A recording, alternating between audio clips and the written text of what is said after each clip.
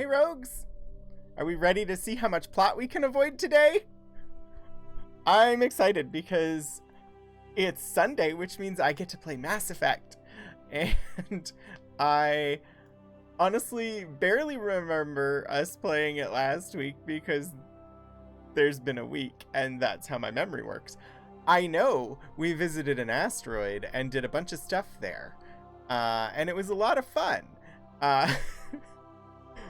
So we are no longer on the Citadel, but we still are not pursuing main plot in any way, shape, or form.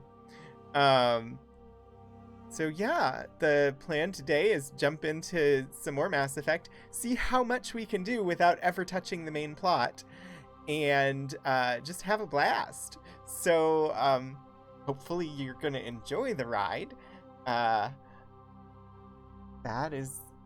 That's the plan. I don't know what I'm babbling on about. I should just switch to the game, and then we can just chat while I putter around in the game and refresh my memory on what the heck I'm doing. 404, plot not found. Ride? I mean, Portico, unless it's the Sally ride, I don't know. I don't have the Sally ride in any way, shape, or form, but I have been rewatching all of the old GNS shows, so Sally ride is in my brain. Here we are with our lovely purple hair. You just woke up? I have been up for far too long. What time is it? It's 2. I've been up for at least 5 hours. I did just have breakfast, though. Right. I don't know what we have to do. Ooh, find Liara. Although that is a mission rather than an assignment. I feel like we should be focusing on assignments rather than missions. These feel like plot. Yeah, breakfast helps.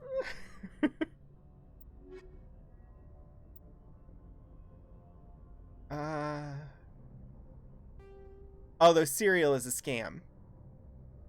At least in the US it is. It was supposed to be health food, but it's all about money.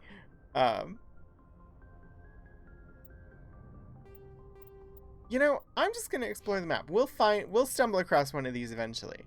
I don't know what I'm doing. Cereal? Gross. Although, if you haven't seen the Loki Charms, absolutely amazing product tie-in. They renamed Lucky Charms Loki Charms in honor of the new TV show. Yes, Kira, I would very much enjoy your history of cereal talk. I don't remember how to back out of the system. We've been everywhere in this system. Oh, there we go. Right, so we're in Asgard currently. I think we went to Utopia. Is that why it's blue? I don't know. We've been to Utopia. Why are they blue? Is that just letting me know that I can interact with them? I'm confused. Ooh, French toast sounds so good. So Liara's dig site is over here, which I think is where we had originally intended to go to because, even though I'm trying to avoid spoilers, I know that she's the last party member and we haven't picked her up yet. Noveria is here. There's all these systems we haven't touched. Okay, I do think we should pick up Liara, even if it means plot. Just so that we have everyone, and then we can firmly avoid plot. So let's go to Hades Gamma. Ooh, Hades Gamma. Looks like there are 2 systems we can visit here. Also, this is super pretty. Look at how pretty it is. I love the green of this. Is this a nebula or a stellar cluster? I'm not sure.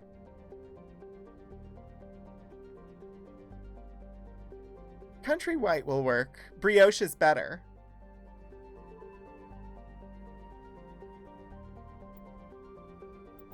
All right, we're going to Farinata.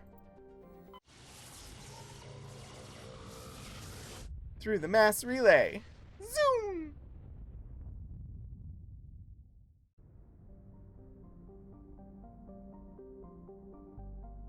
Hello, space system. Space system? Star system. Nepneu! With a rare combination of features, Nepneu is of particular interest to the scientific community. Nepneu is a small terrestrial planet with a thin atmosphere of carbon dioxide and krypton. As with all the worlds of Farinata, its surface is scorching hot. The crust mainly consists of silicates laced with iron. Orbital period is 302 Earth years. Radius is 3,742 kilometers. Day length 30.1 Earth hours. Atmospheric pressure 0.23 Earth atmospheres. Surface temperature 848 Celsius. Surface gravity 0.27. Wait, we have a survey button? Has that been there on all of them? Do we have to go back to all of the places we've been and survey them?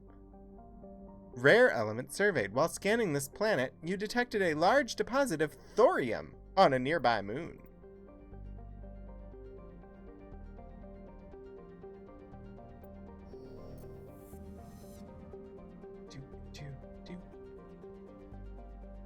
So, Kira can indeed talk at length about the Kellogg's, the actual Kellogg's that Kellogg's brand is named after, and their peculiar background and reason for creating cereal. That's no moon. Juntauma. I can't because I can't remember, but I remember it's creepy and weird. Juntauma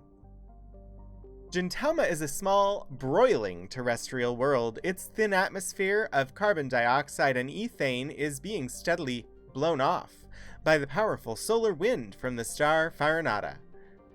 The surface is scorching hot and mainly composed of sulfur with deposits of copper. Its density is low enough to leave the world tidally locked to Farinata.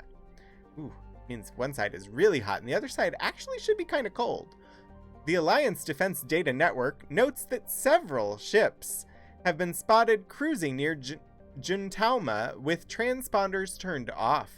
While an Alliance patrol attempted pursuit of one, the unidentified vessel rabbited to FTL. Its trail was lost when it obscured its light trace in the confusion of signals along with Anansi Ishtar shipping lane. Along the Anansi Ishtar shipping lane.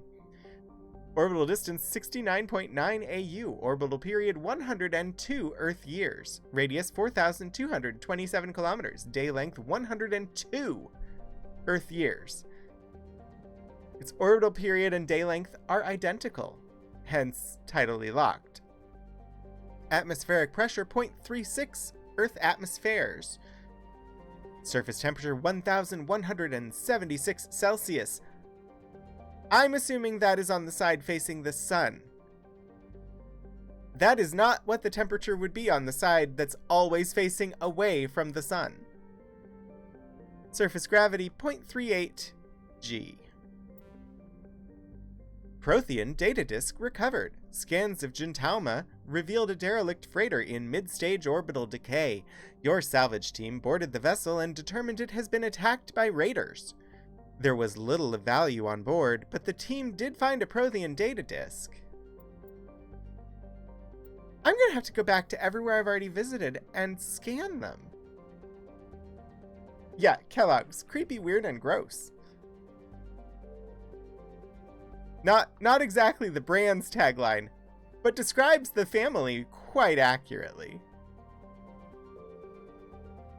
Tunshagan. Ooh, look at that green.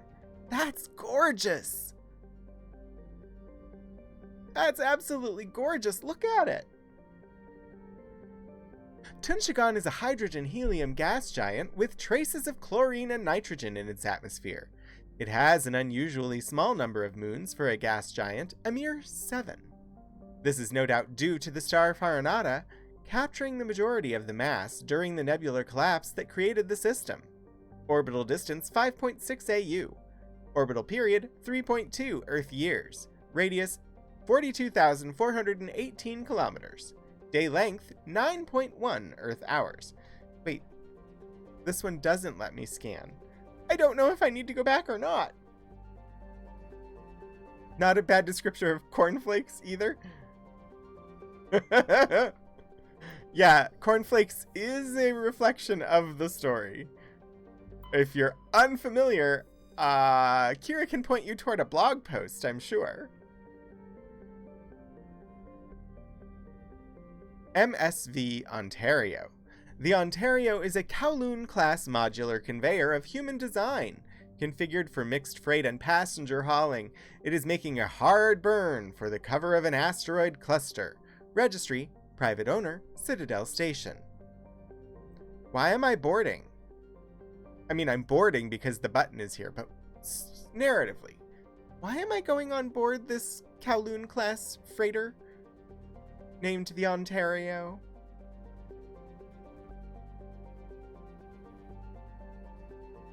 Bored. We're gonna continue with Caden and Tally.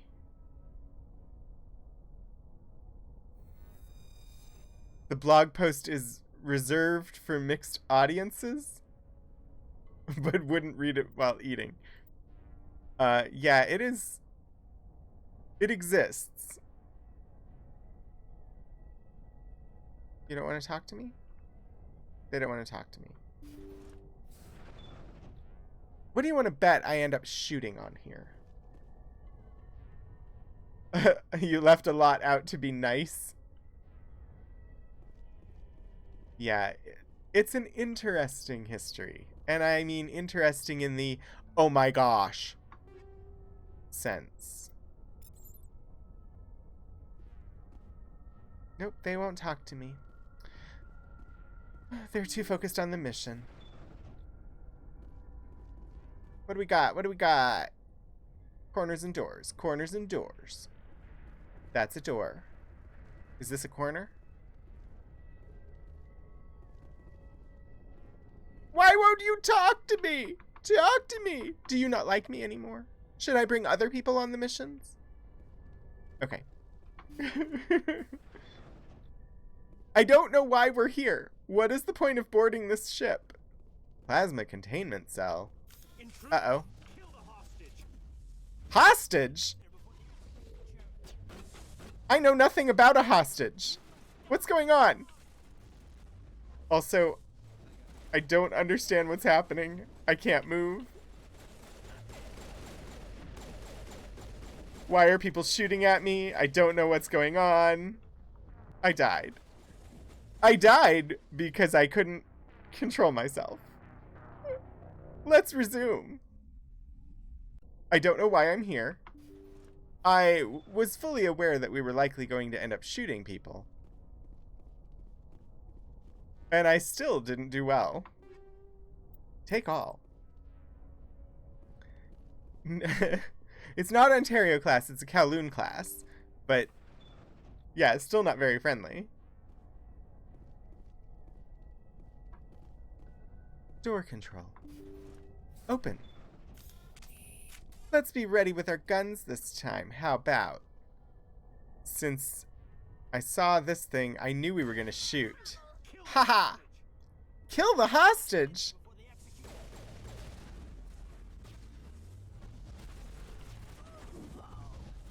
They stun really hard. Yeesh. I'm dead. Am I not supposed to be here?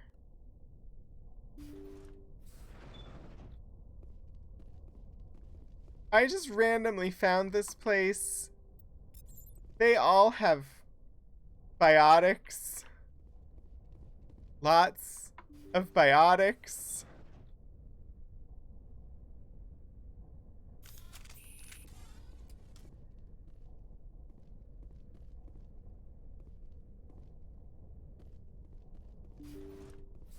I don't know if it's possible for me to win this fight at this moment.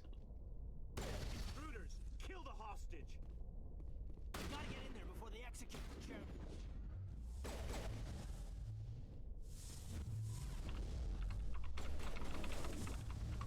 Like, they have strong biotics, and I died really fast. Is there anything I can do against that? I don't know.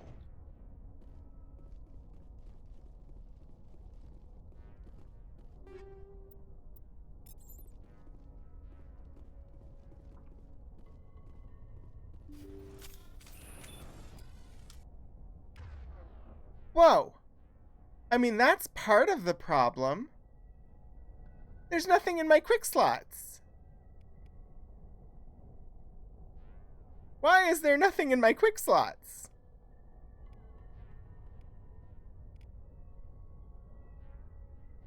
I don't understand. Throw. Warp. Lift. Barrier.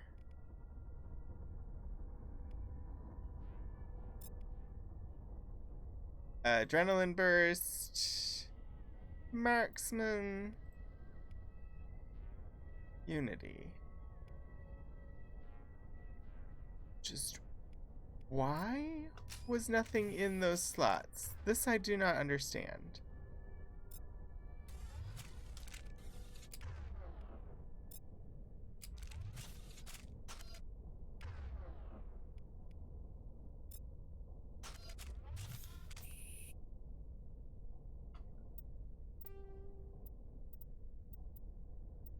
I'm doing a completely new save. Ooh, we have a journal entry.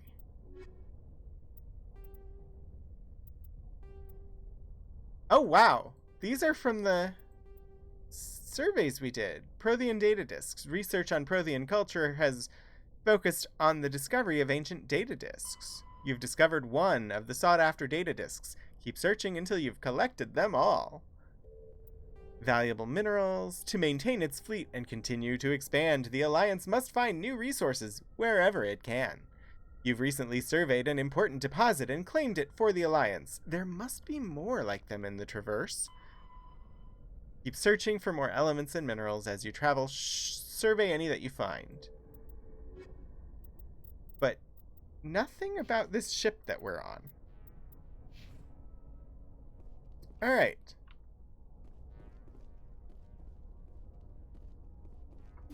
Once more unto the... Intruders,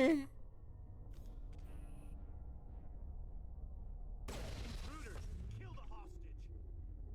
We gotta get in there before they execute.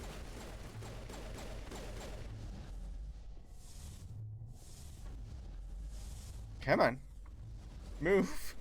Move. Stop!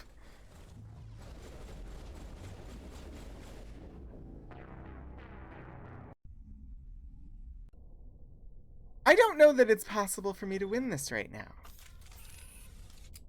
Also, I saved after reassigning all those things, and they're gone from my quick slots again.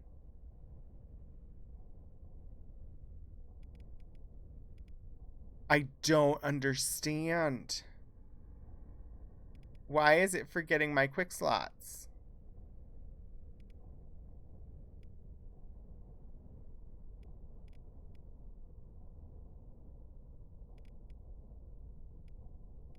This is very troubling. And I'm assuming is a bug that will be fixed at some point.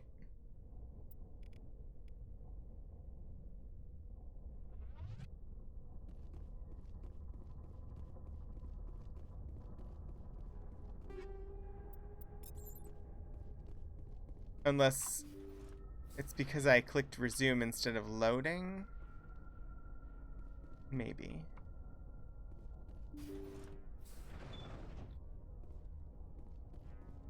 Alright.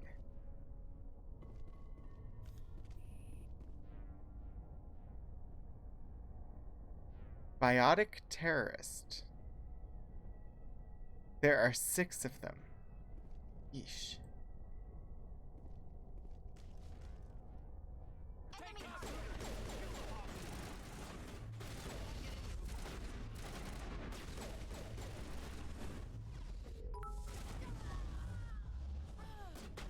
I may have successfully killed one. Kira, thank you for the luck bits. Enjoy your panel, if that's the right description.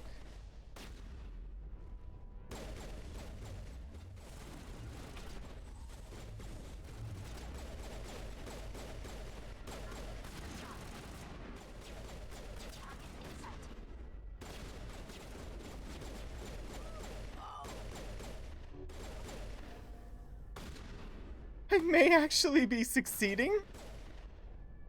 Kira's bits may have helped. One more.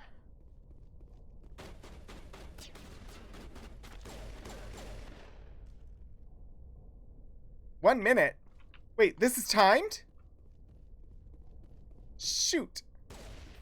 I don't know where the heck I'm going. All targets down. Yeah, there are hostages. I need to stop them from being killed. Where the heck do I go to do that? Oh my. Oh, I see the thing on the thing, and I should head for the thing. See how it is? You write letters and everyone ignores you. Force is the only thing people appreciate. So how about if I kill Chairman Burns and finish this charade? Please, I was trying to help you people. Calm down. Don't be stupid or take them down. If I choose take them down, he's just gonna shoot and we'll lose the hostages. Don't be stupid. I should probably... Hostage negotiation, I just should try to sympathize and be his friend and get him to lower his guard. Say calm down. Let's not do anything we're all going to regret. Why not? What have we got to lose? Since the chairman here decided that we didn't get reparations, we've got nothing left to live for. But I've changed my mind. Seeing you all, it's clear that you all deserve... You had your chance. Some L2s are nearly crippled from side effects of the implants, but you voted against reparations. You need Burns. Sorry. Just reads to me like we are going to, burn them. You need Burns. I'm going to light you on fire. I'm just gonna adjust a little bit here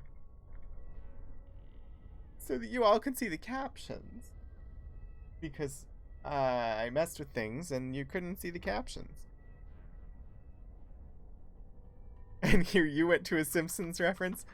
I was like, no, you need Burns. I'm gonna light you up and then you'll have them. I'm gonna go with that because it's the blue option, which means it's a special option. Think about this. Burns is the one man who can help you. I feel like we're missing a lot of plot here. Take another look at the reparations request. What? We're supposed to trust you?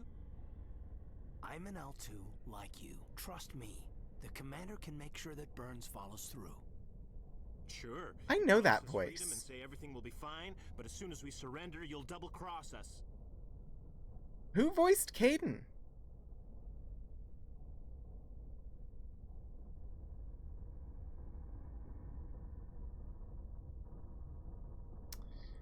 As much as you get, I'm telling the truth. I didn't promise freedom.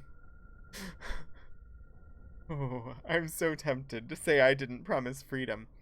But also, I have to look and see who voiced Caden. I know who the voice sounds like to me, and I seriously doubt that's who it is. But,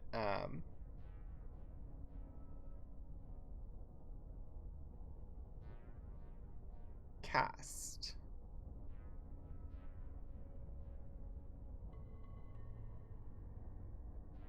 Who is this person? Yeah, no, not familiar with this actor at all, but that one line at least sounded like Casey Kasem.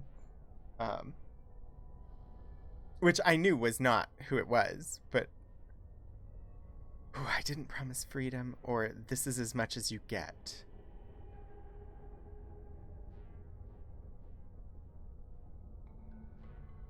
You promise us freedom and say everything will be fine, but as soon as we surrender, you'll double-cross us. I didn't promise You're going freedom. to jail. But if you go peacefully, Burns will consider the reparations. Right, Burns? Absolutely. I had no idea that the L2 biotics were this desperate. If I'd known, the reparations will come. For whatever it's worth. I promise that.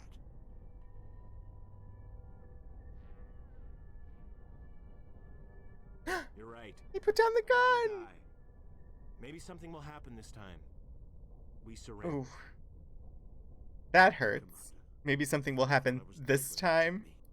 I'll see to it that the reparations discussion is reopened. I didn't know they were so desperate.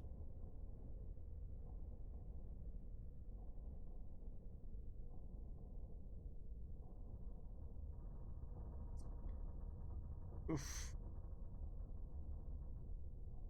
Then you weren't doing your job. The 5th Fleet cruiser will pick you and the prisoners up. Oh, gosh. I still got +8 Paragon points, and I answered with answers that felt like ones I wanted to give. So, which were definitely renegade options. Thank you, Commander. I thought I was dead when they took me. So we're just gonna leave them all standing here together. Yeah, sometimes rudeness is appropriate.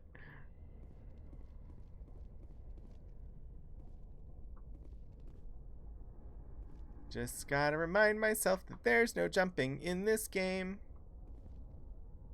Average decryption. Begin manual override. Oh, I was so close. I mean, I wasn't, but I thought I was.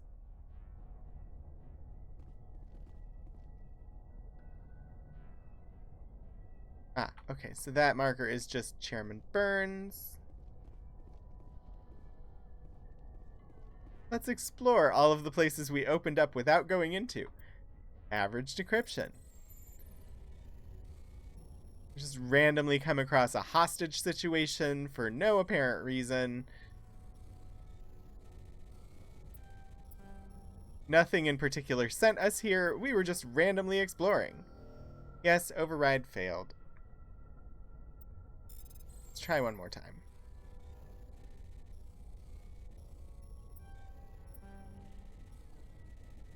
I am doing very poorly. This is not my favorite minigame in the world.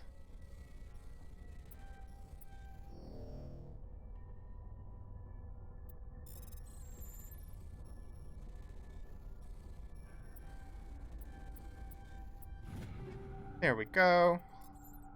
I'm surprised it let me try multiple times.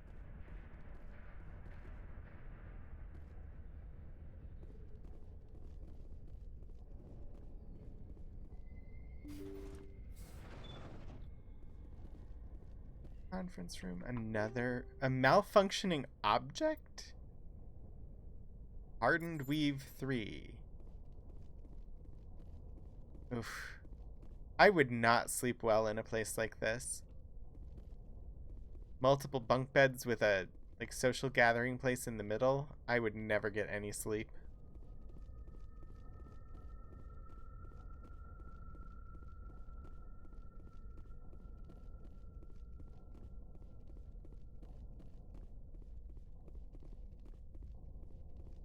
Little white tires.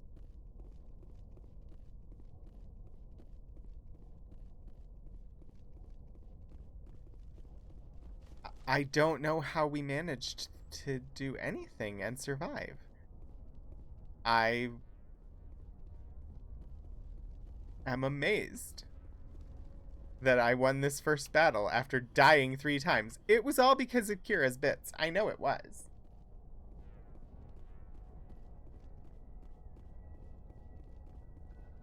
containment cell. Hayden, you're in the way. Boom! It's a thing. A thing I can blow up. Perimeter clear. I'm sure that I meant to use those, like, strategically in the middle of a firefight. But it's more likely than not that they'll be used against me, and so I just blow them up on sight.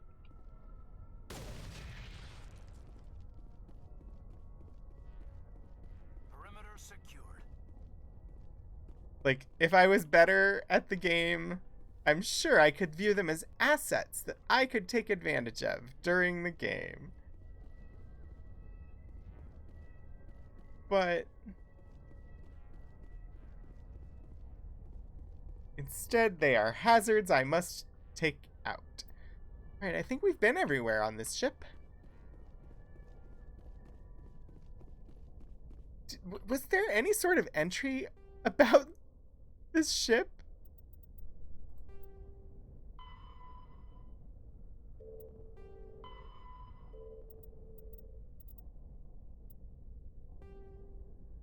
You boarded the freighter and convinced the biotic fanatics to surrender peacefully. Chairman Burns has promised to re-examine his decision regarding payments to L2s in the wake of the kidnapping. Find the freighter in Faranata system of the Hades Gamma Cluster. Huh.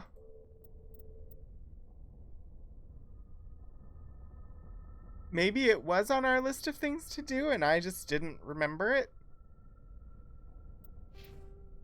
Or maybe it just got added to the list once we completed it.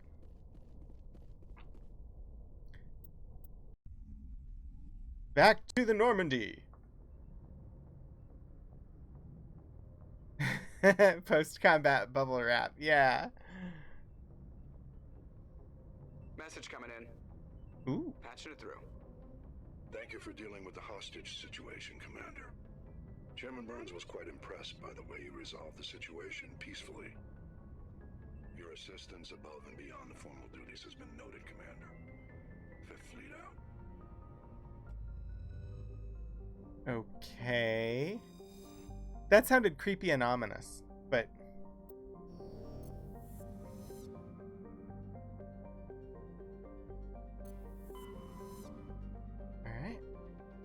Alright. One other system here called Antaeus. Antaeus.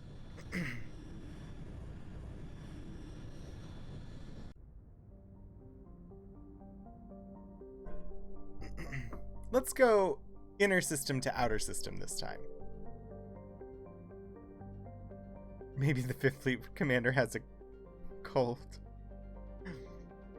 A gecko. Crawls on the wall, loses its tail, and grows a new one. Sorry, I'm sure this is not referring to the lizard. A gecko. During the initial survey of the Antaeus system, only a single flyby probe was spared for the small, scorched world of a gecko. It revealed a planet unusually rich in heavier elements given its size. A gecko is a standard terrestrial with a thin atmosphere of krypton and xenon. Its crust is mainly composed of magnesium, with deposits of cobalt and other heavy metals. Due to extremely rough, cratered terrain, starships are discouraged from landing. Orbital period is 0.1 Earth years. Radius is 2147 kilometers. Day length is 59.9 Earth hours. Atmospheric pressure 0.27 Earth atmospheres. Surface temperature 346 Celsius. Surface gravity 0.25 G. Little warm, I think. What about this planet? Edmos. Edmos is a standard hydrogen-helium gas giant with traces of methane in its atmosphere. If Traben's terraforming is successful, it is expected that a helium-3 fuel refining facility for the system will be set up here. Apparently, there's a place called Traben in this system that's being terraformed. Orbital period 7.8 Earth years. Radius 36,826 kilometers. Day length 13.7 Earth hours. Gas deposit surveyed. While scanning the planet Edmos, you detected a large concentration of hydrogen.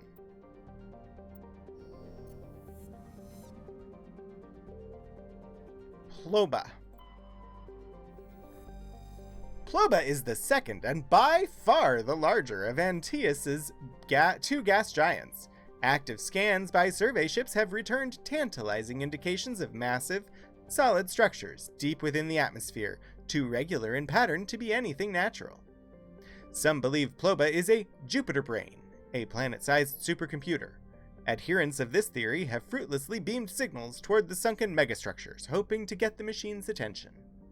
Others believe that an ancient spacefaring race deposited their weapons of war by dumping them into the planet.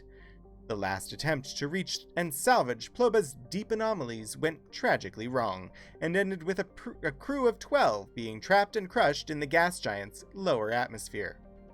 Orbital period, 20.4 Earth years.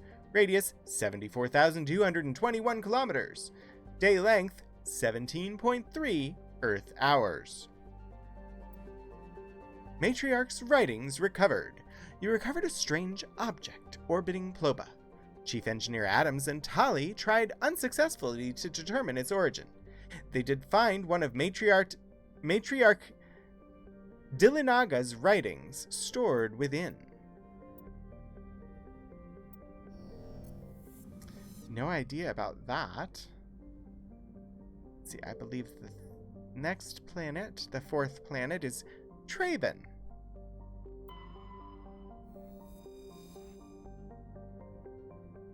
Apparently, Traben has green clouds and red dirt.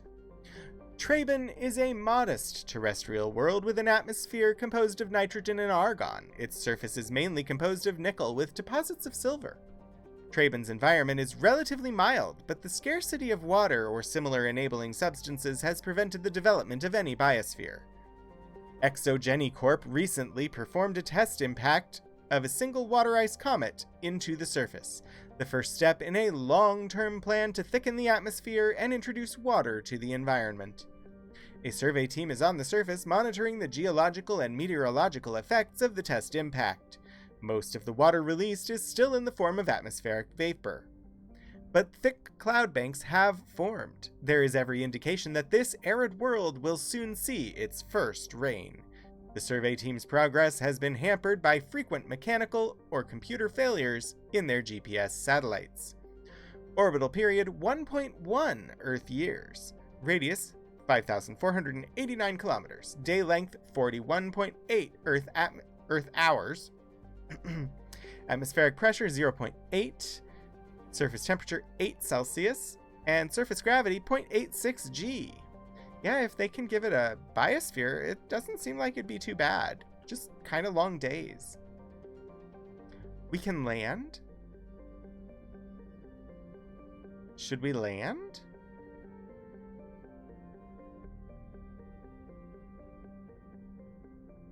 Do we have a reason to go to Traben yet?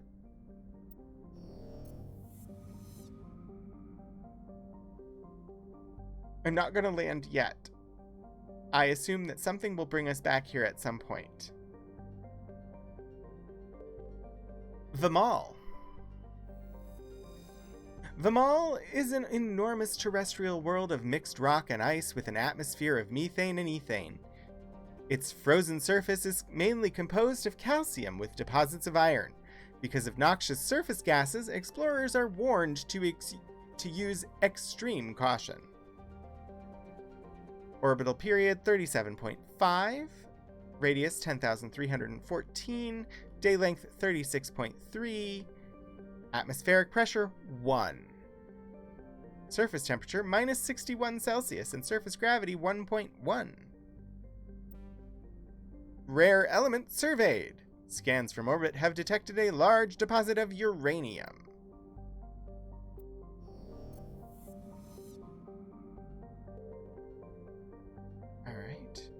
Hundior. Hundior is a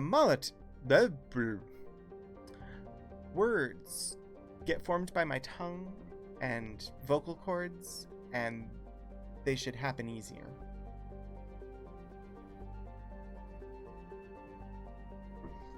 Hundior is a moderately sized ice world with an extremely thin atmosphere composed of krypton and xenon. Its frozen surface is unusually smooth, suggesting widespread repaving by cryovolcanic processes, though no such activity is currently evident. Orbital period 90.5 Earth years. Radius 3,683 kilometers. Day length 48.2 Earth hours. Atmospheric pressure 0.2 Earth atmospheres. Surface temperature minus 202 Celsius. Surface gravity 0.22 G. Alright. So we can land on Traben. Is there any of the questing things that we have that say we should?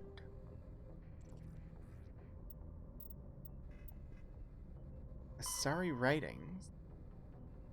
Keep searching until you find all the missing Asari writings. Huh. Prothean data disks, valuable minerals, missing survey team. Go to the Hades Gamma Cluster and find out what happened to them. Travel to the Antaeus system in the Hades Gamma Cluster to look for the missing survey team. That is the system that we are in. So we are looking for a missing survey team. That appears to be why we should be landing on this planet.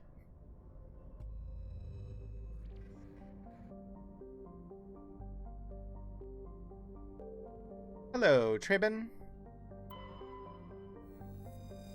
Let's go down and see if we can find this survey team.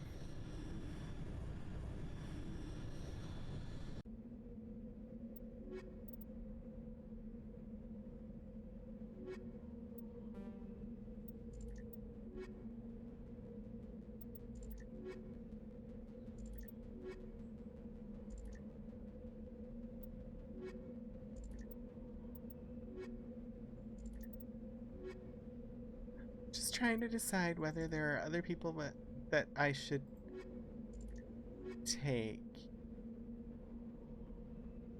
That gives a fairly balanced.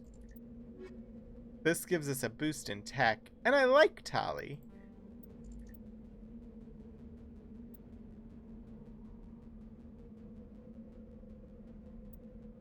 We're gonna take Garrus this time.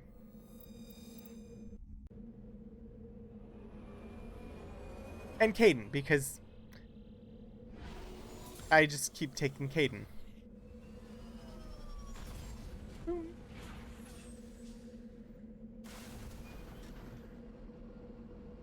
Map? We're here.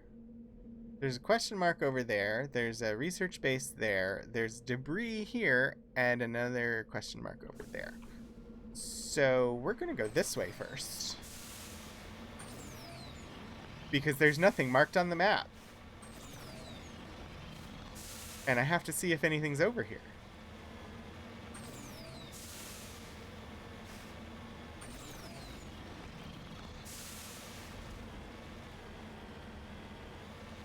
So this planet, undergoing the first stages of terraforming, has 1 Earth gravity.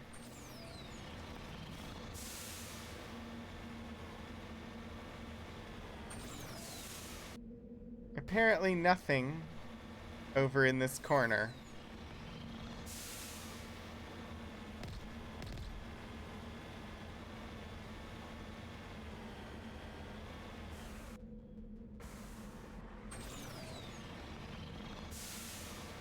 Alright, should we go for the anomalies first? The question marks? I think so. But also, yay! We get to run around on the Mako!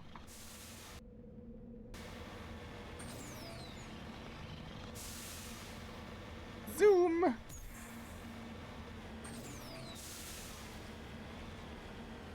Okay, driving this thing is seriously fun.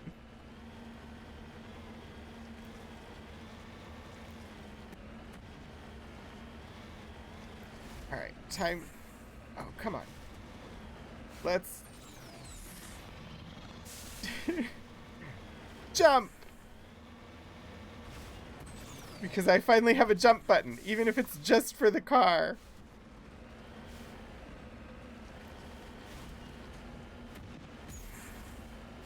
Oh, I should head towards the actual thing that's marked on the map. What is that? Oh, is that the debris? I thought I was headed over here.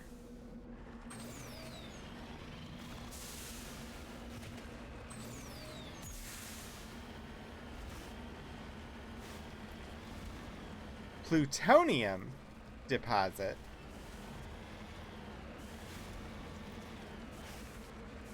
Am I supposed to do something with it?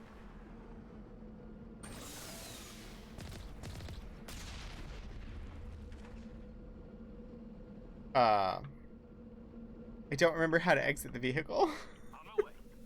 There we go. Survey mineral.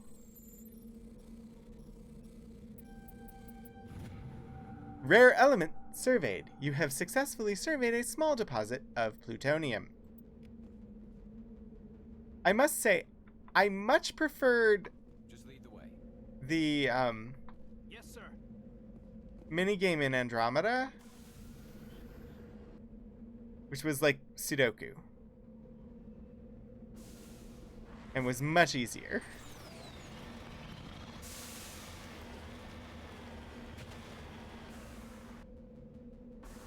Yes, this is the direction that I need to be going in.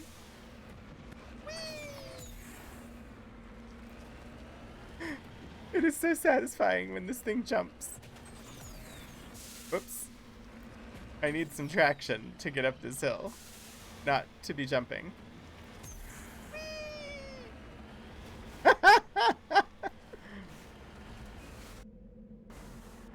Okay. Onward we go. So the Mako can't boost any longer than Shepard can run.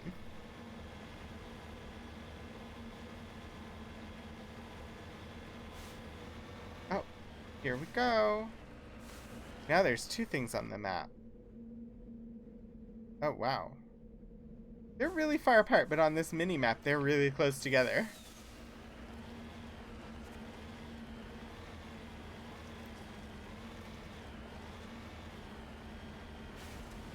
That would appear to be our anomaly.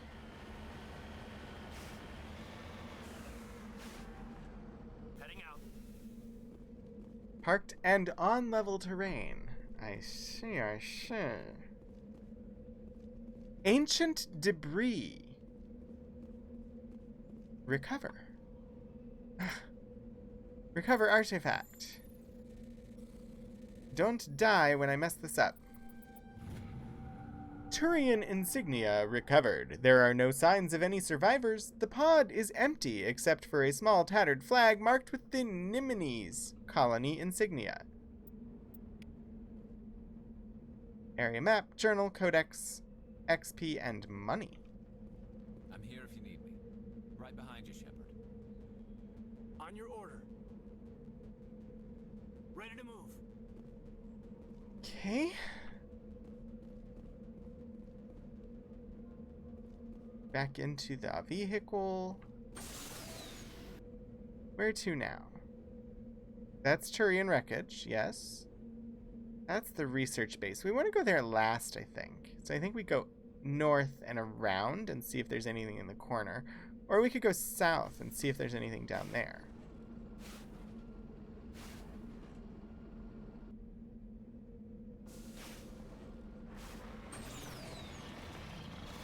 I don't know which direction I'm actually headed. I think we might be heading south. Yes, okay. Let's see if there's anything to be seen on this rocky plateau that we're headed for.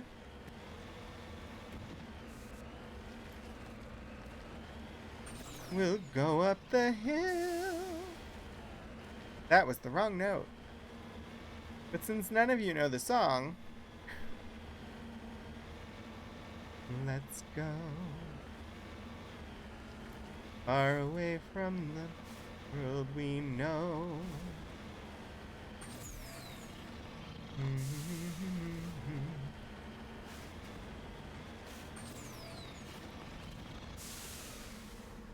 Ooh, nice. Nice, nice, nice. Okay. Apparently there was nothing to be found on the southern plateau.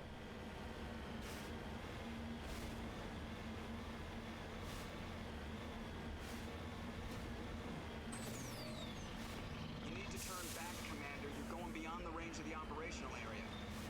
I'm sorry, Joker.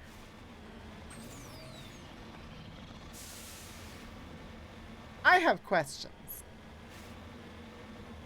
Like, serious questions. I want to know if Joker's romanceable, but I also don't want you to tell me if Joker's romanceable, but I want to know if Joker's romanceable. I mean, I know not by my character, at least in Mass Effect 1, but because none of the characters I would actually be interested in are romanceable by my character in Mass Effect 1. Why would they let me romance another male character? But, at the same time, I will be very curious to find out if in later games, Joker becomes romanceable.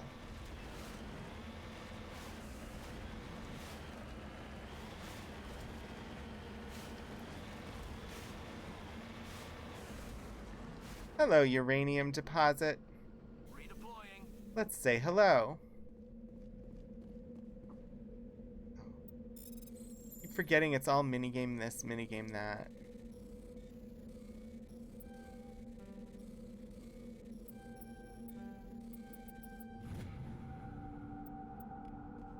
Got the uranium. Right. Right. Up the hill. We go up the hill and down the hill. Up and down and up and down and up. Okay. Definitely not keying in on the tune at the moment. But that was me thinking of Young Frankenstein.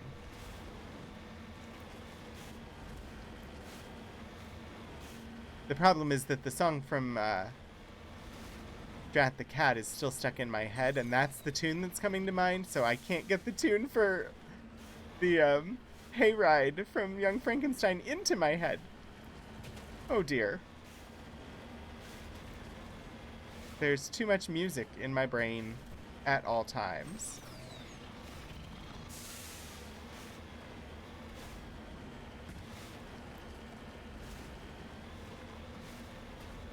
Woof.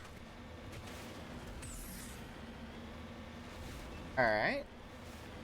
I don't think there's going to be anything on this northern plateau, but we're just bypassing the research base at the moment to see what's at the other anomaly waypoint. Because even when we're avoiding plot, we're avoiding the subplot.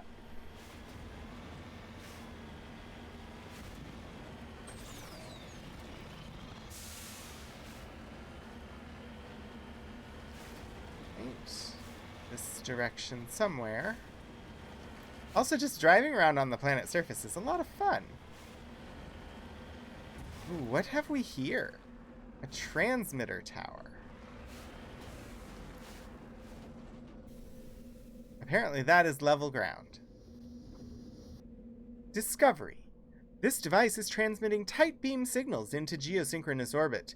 This disrupts the survey team's GPS satellites, causing them to crash nearby. Transmitter has been disabled. Turian wreckage. Disabled transmitter. Research base. Plutonium. Uranium. Debris. I guess we head for the debris next?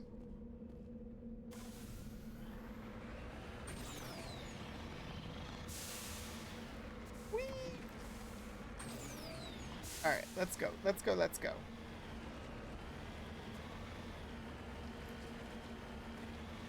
Oh, I'm gonna get yelled at by Joker again.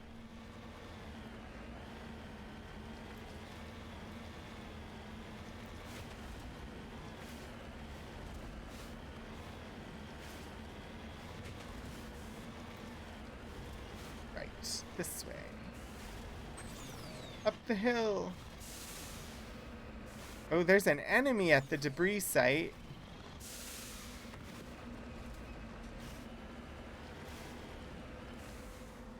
If I go up this next hill, will I have a vantage point to be able to see the debris site?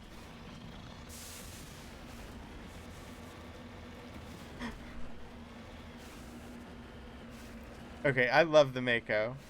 It just bounces around without taking any damage.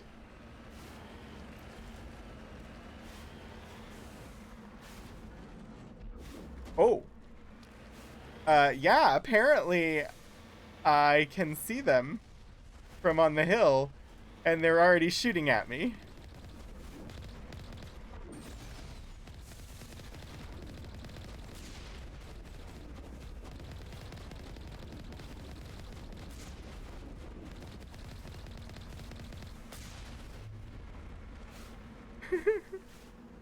I mean, they were on foot for a vehicle fight. I'm not upset about it not being a fair fight. I'm just happy I won. Crashed probe. Salvage. Electronics skill too low. No! I should have brought Tali.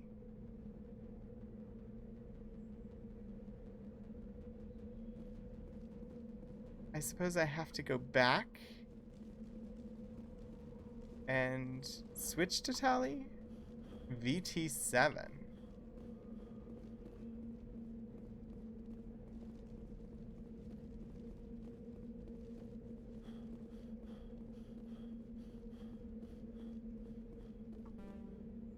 I should really just stick with the team that I had pre-built instead of bringing Garrus. Return to Normandy. We'll come back down to the ground in a moment. I need Tali.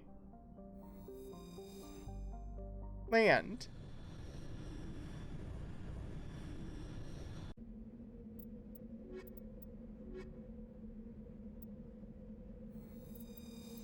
Hopefully, with her, our electronics skill will not be too low.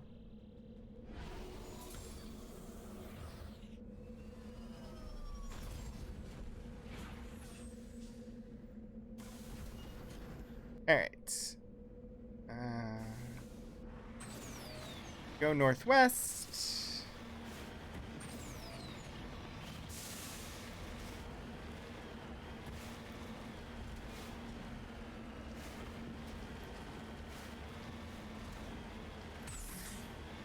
Jump.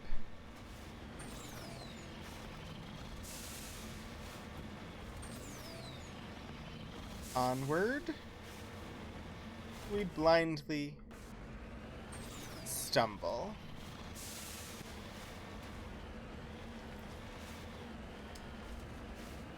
Let's see. I have to rephrase that somehow because I don't want to use that word.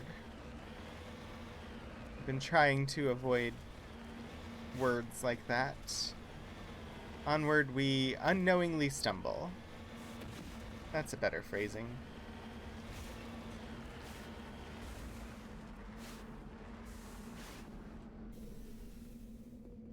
Alright, Tali. You better make it worth having gone back for you. What?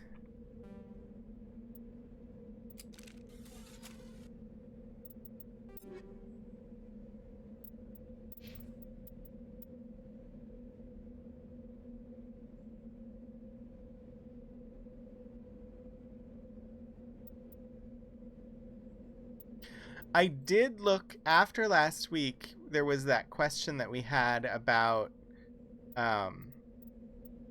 why I couldn't equip an Omni tool. And so I looked it up, and basically as a Vanguard I will never be able to equip an Omni tool. And that's totally fine, apparently. That's just how it's built. And essentially the game just kind of assumes that I already have one. because of my class.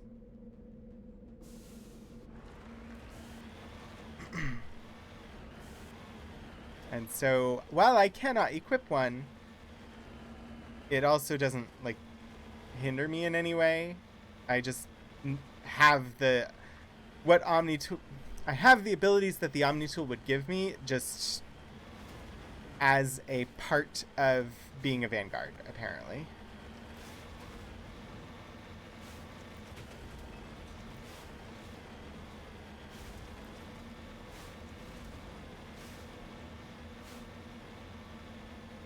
Alright, I guess we're headed to the research station. Research base. Check in on these researchers. Wait, what is that?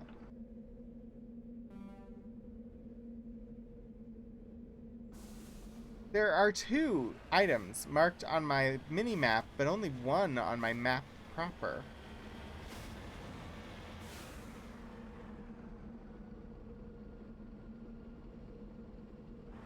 We'll come to this one in a moment.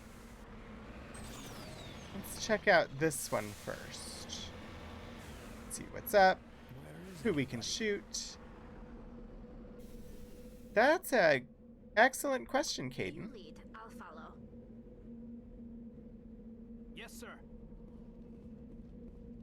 Where is everybody?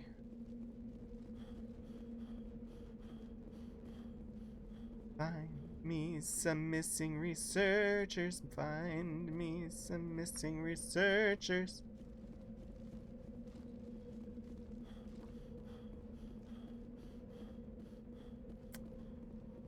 Well, let's check their rooms. If I can get inside them. Oh. Malfunctioning object. Improved sighting 3. I will take that and be happy about it.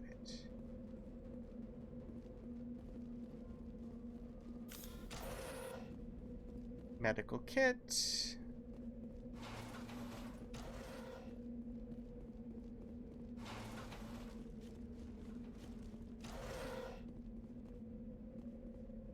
Aw, no space radio? Easy decryption locker. I am not looking forward to a hard decryption locker. Ooh, level up. According to these data logs, the survey team unearthed some kind of alien technology. Guess we should head to the excavation site then. I think I had already figured that part out. Now let's hop into the Mako and level up. 4 points to spend. There was another brand new slot available in Charm, so 1 into Charm, obviously. How about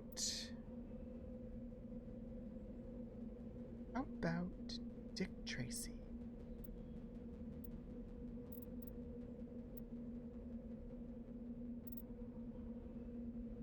I'll add 1 in Intimidate and 1 Inspector Training, and gonna keep going on that throw. What about Dick Tracy? You know, go ahead and auto. But you, electronics. Because your electronics wasn't high enough for what I wanted to do. So everything, you're maxed out in electronics now. And now we go back and see if that puts our electronics skill high enough. Is this the right direction? I don't know. No, it is not. Turn to our right.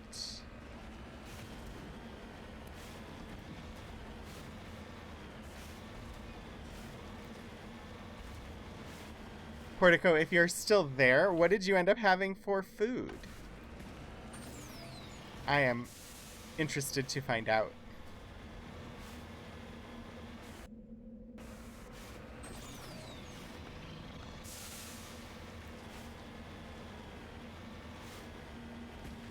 today's Sunday, so for dinner I will be having pizza because I get to have pizza on Sundays. Bacon, spinach, and egg scramble. That sounds good. I'm not a huge fan of bacon, which I just admitted on the internet, and, you know, will probably attract some hate. I'm sorry if we can't be friends anymore. Not a huge fan of bacon personally. I prefer turkey sausage.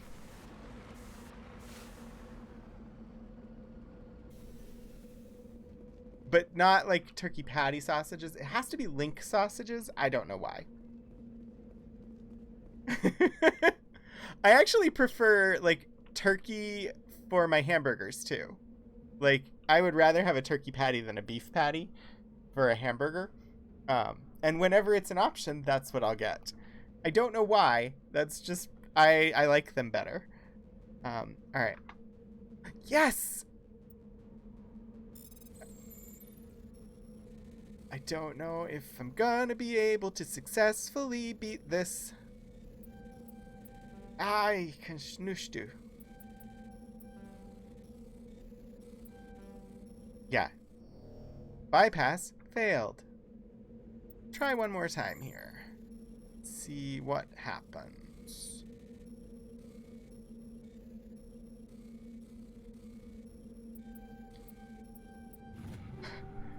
These minigames are giving me flashbacks to a recent encounter that we had in my D&D game.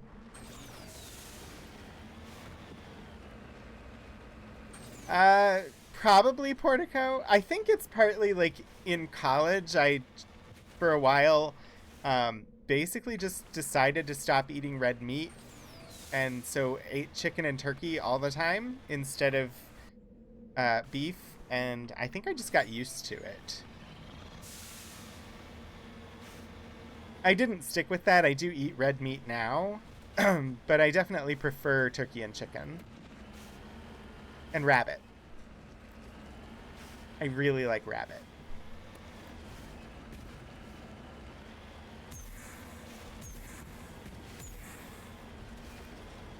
Which, in America, not a popular opinion to enjoy eating rabbit. They're too cute and cuddly, apparently.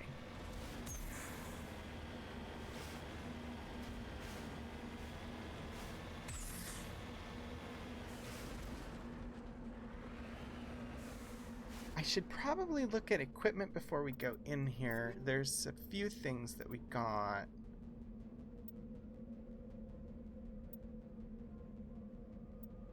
Explorer 3 is not better for me.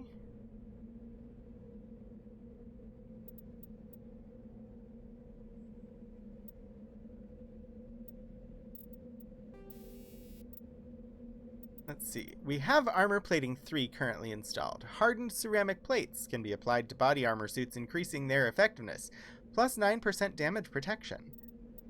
We just got Energized Weave 4. Complex filament network of Element 0 microcores contained within advanced firewall technology provides protection against both biotic and tech attacks. Advanced models also optimize recharge times on kinetic barriers. 20% shield recovery and 15% hardening. I feel like that's better than the armor plating.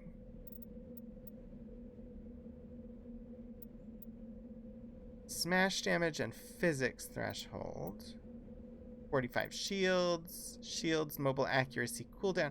Going with that. With that.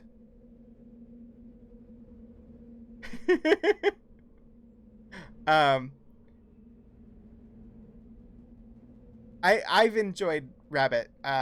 Some German restaurants you can find that actually still will serve Hassenpfeffer,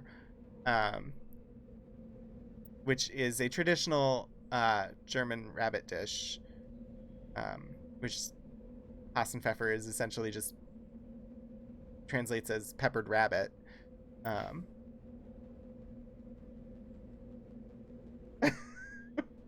Oh no! You missed out on telling me to hydrate.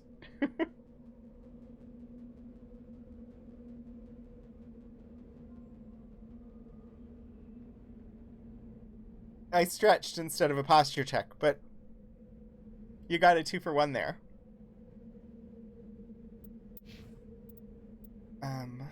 What was I looking for at 2? Duelist, but you really need biotic protection. We learned that very recently. Talia. Oh, Kaidan. What do you have installed here? Shock absorbers, 3. Physics threshold. Smash damage and physics threshold.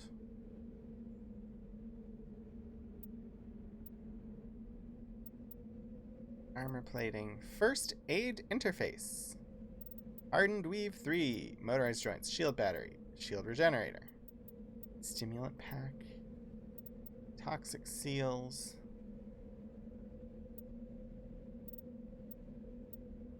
I think we'll do exoskeleton 4. Talia currently has hardened weave 3.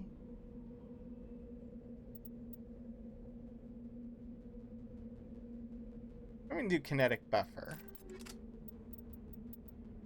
Omnitool, fine. Sniper rifle. Hammer 3 versus Avenger 3. Oh, I should look at my own weapons first, before my teammates' weapons. Let's see. Avenger 3 is already installed. Scimitar 4?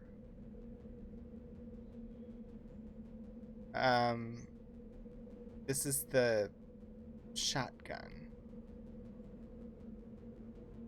Equip. Yes, move the upgrades. Stinger 2 versus Edge 3. Accuracy goes down. Damage per second goes down. So really not worth it for an increase of 1 in heat sink capacity. Whereas, going from an Edge 1 to an Edge 3, worth it for Kaidan.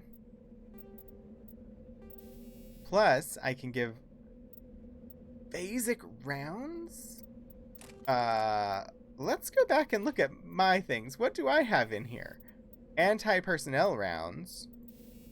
Combat sensor 2. Ooh, I can do combat sensor 3.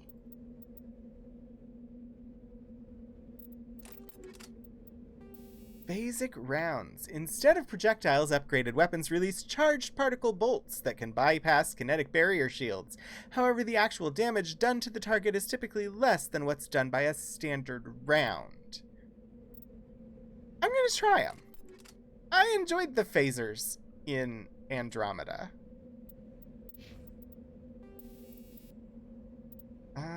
We're gonna give you Heatsink 3.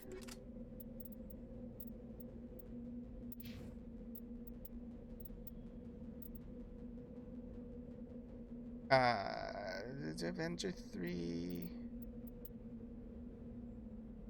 Scimitar versus Hurricane. Improved sighting, sure.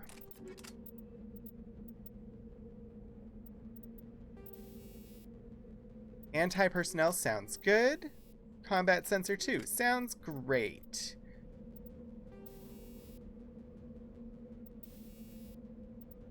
No mods to install for your pistol. And sniper rifle. Reaper 3 versus Avenger 3. Or Hammer 3. Or Hammer 1. Reaper 3 seems good. Kaidan. Avenger 3 is better, but Tali should be prioritized on this. Hammer 3 is better.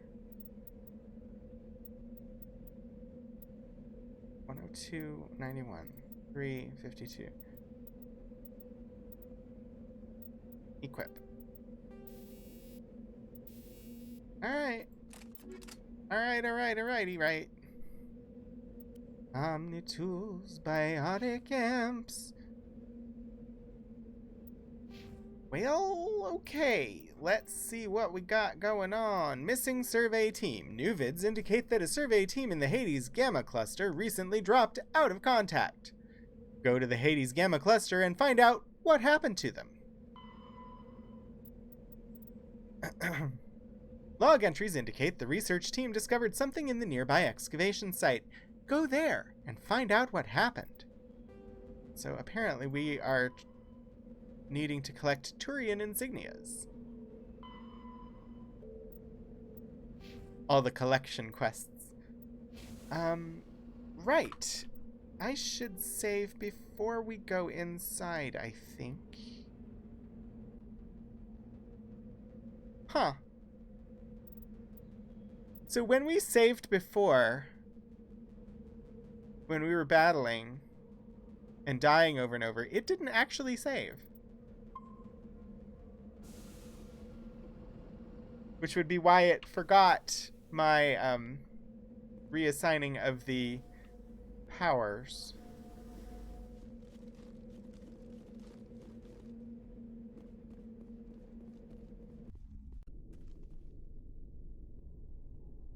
On your order. I'm right here.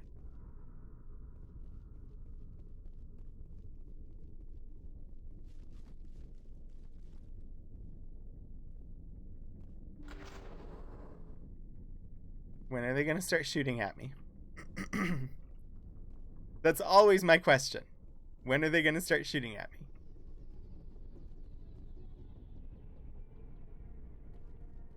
This vaguely reminds me of the Tholian ships in Star Trek Online. Vaguely. I mean, they... Take 'em out. Just the, like, circle with ramps. Oh my. Husks.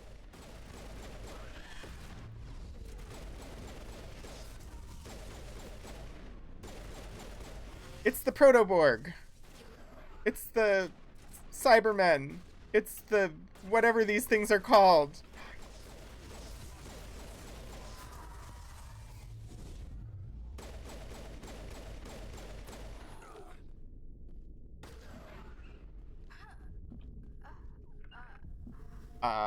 H. That's the button I want. Oh, they got me.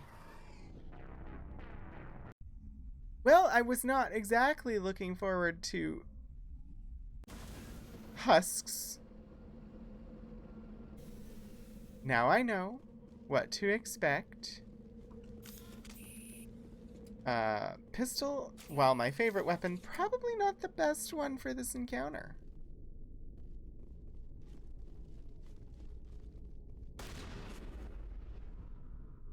Also, pistol, is that the one that I put the phasic rounds in?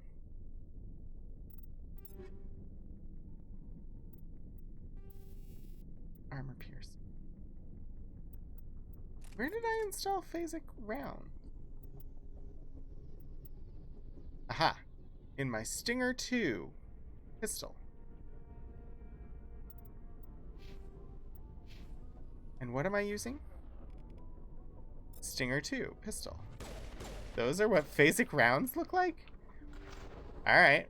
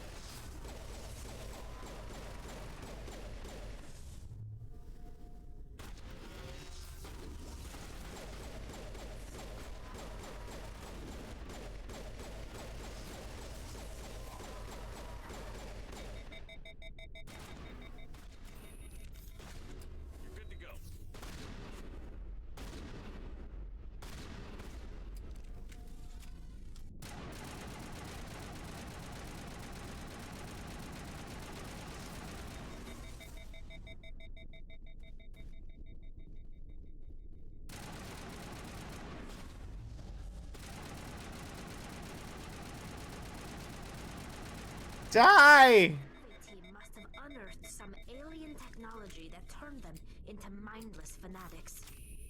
Whatever they found, it's long gone now. I think I smashed my little ships.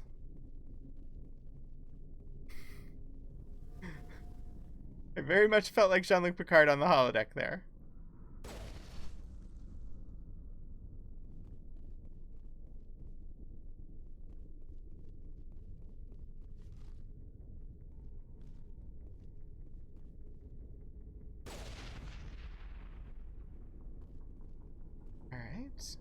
Alright.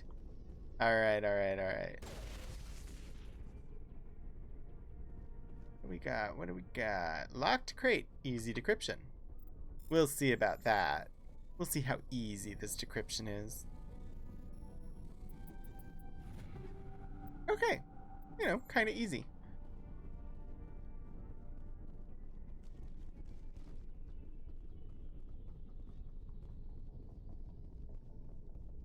Like, hey, here's a place you can run to during the firefight if you need to get away. And then the firefight took place in an entirely different room.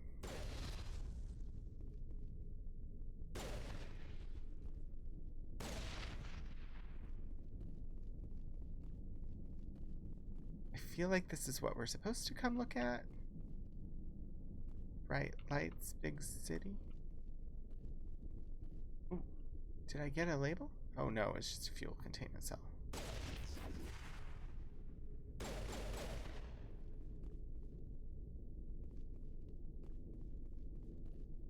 Crate. Ooh, a Firestorm 4. That sounds nice.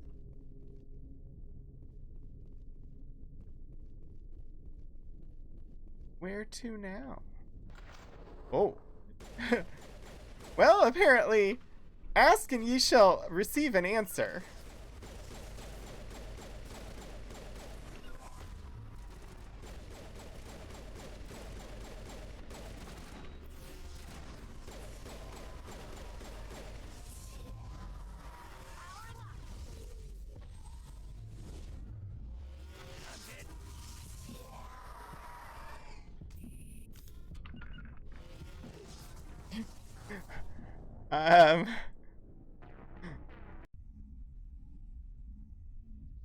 I'm back outside, aren't I?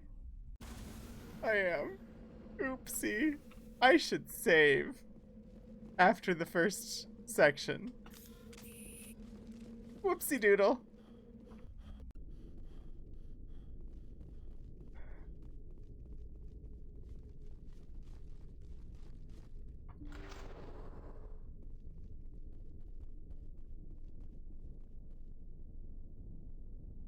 Well, here goes something, I guess.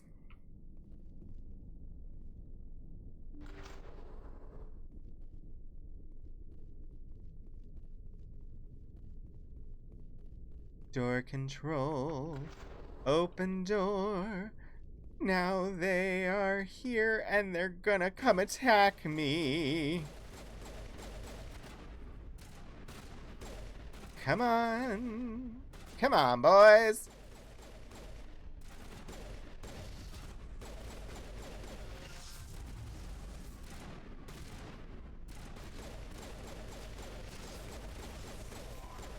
Headshots all. Headshots all.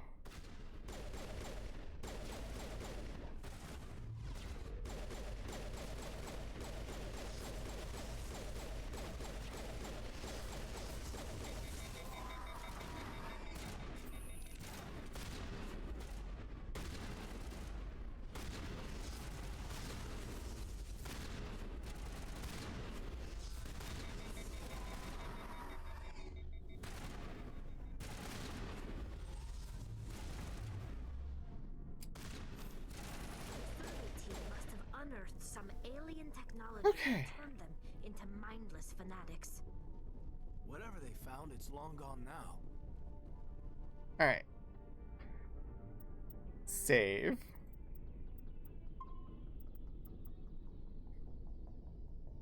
Save complete.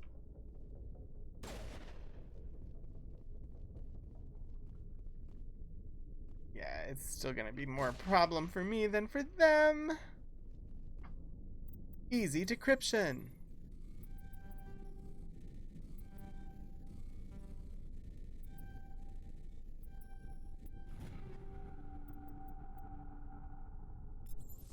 I'm sad because I was really happy about getting that firestorm, even though I never even looked at it to see if it was what I thought it was and something that I wanted to use. And now I probably won't get another one.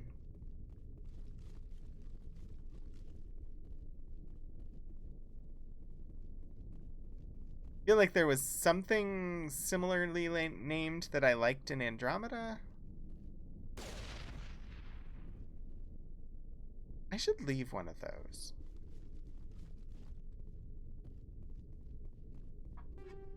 Equalizer. Liberator.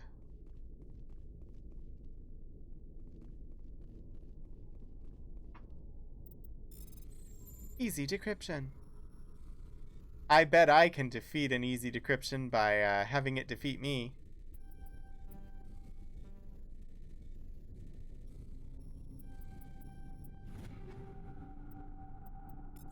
Phoenix 4. Phoenix 4. Phoenix 4 sounds nice. What is a Phoenix 4? Apparently, nothing.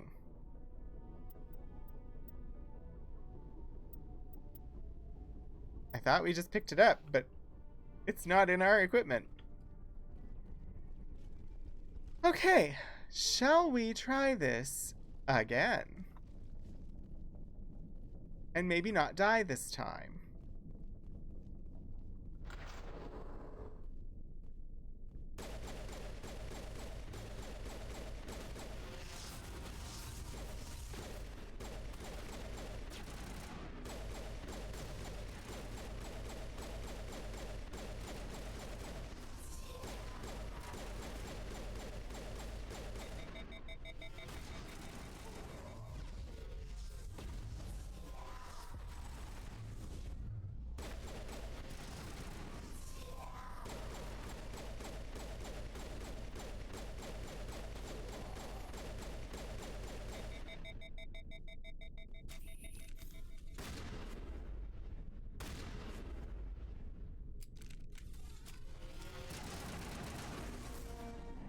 That accounts for all of the Exogeny survey team. They were converted to cybernetic hunks. They were converted to cybernetic hunks. They were converted to cybernetic husks by devices similar to those used by the Geth on Eden Prime. How they came to be buried on a frontier world so far from Geth territory is a mystery.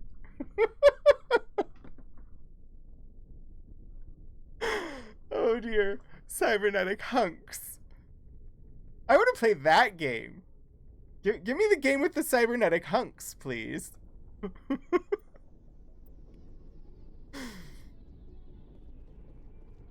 Oh. Alright, my team is back on their feet. That goes down. This continues this direction.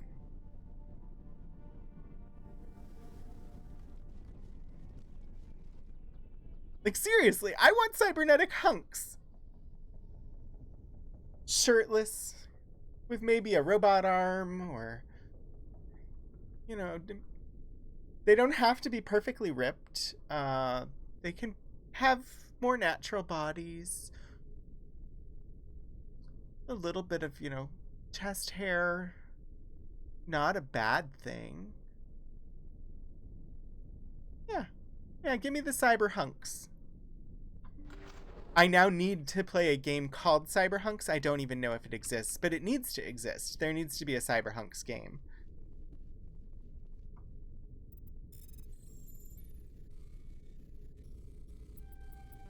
I missed.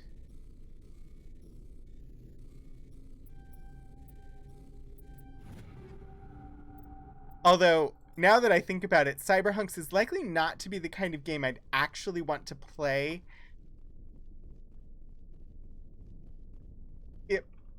maybe like a porno game instead of an actual game. And in that case, I really don't want to play it.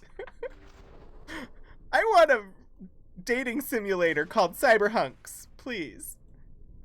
A gay dating sim that is not just a porno. Thank you. Certainly not safe for Twitch.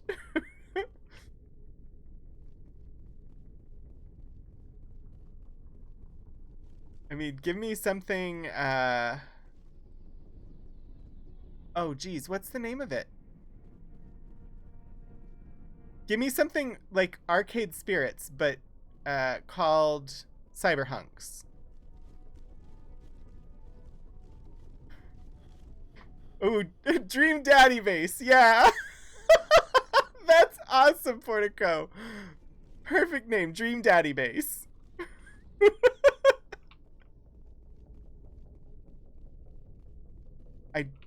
I'm lost. I don't know how to get out of here. Turn to my right and advance. Also, I got a Firestorm. Don't know what it is. Firestorm is a shotgun.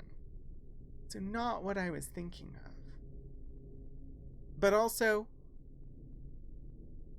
not bad. We'll equip it. Edge 4. Accuracy goes down. Ooh, Stiletto 4. Yes, please. Stiletto 4. Look at that. Damage per second goes from 132 to 177. Heatsink capacity, which is the amount of time that I can shoot before I have to wait for it to reload, goes from 4 to 10 seconds, and accuracy only goes down from 71 to 65. Yes, please.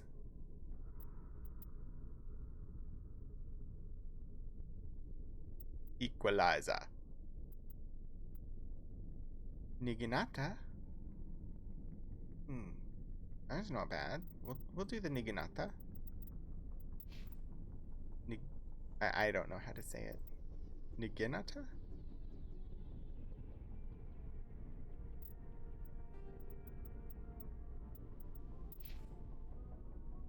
I keep equipping things right before going in, and then equipping them again, equipping new things when I leave. Probably not the most efficient way to play. Tsunami 4. Yes. Hubba hubba. That's nice.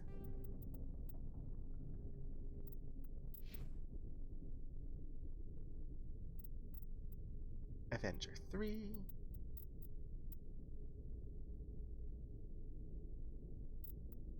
He gave me the Firestorm. Scimitar. Or marginally better there. Scimitar 4.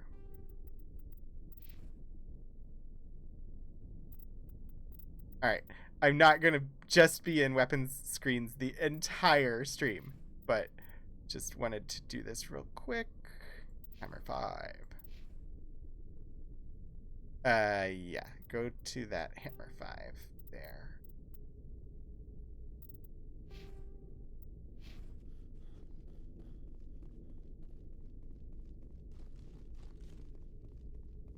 And up we go. Let us exit the mine.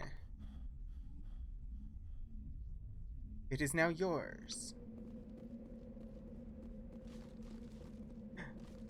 Oh, Portico is practicing their roguish skills by lurking in the shadows. They may be preparing a sneak attack or washing dishes. You know, they're kind of the same thing.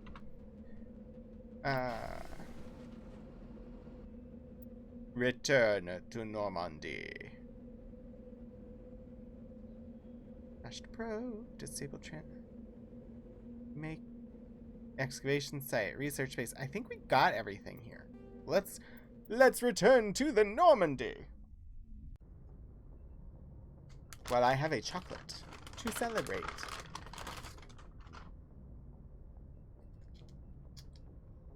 Alright, let's check our journal.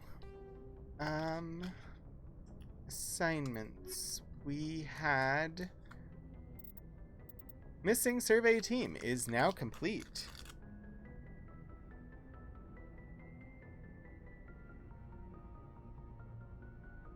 Something transformed the researchers into machine cultists. Fanatics who worship alien technology and mindlessly attack any and all organic beings. Negotiation was not an option. All the cultists are now dead.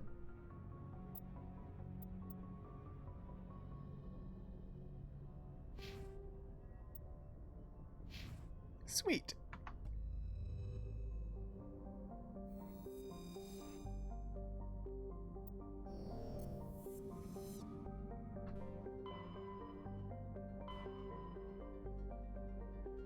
Shall we head to Liara's dig site and try and finish out our team?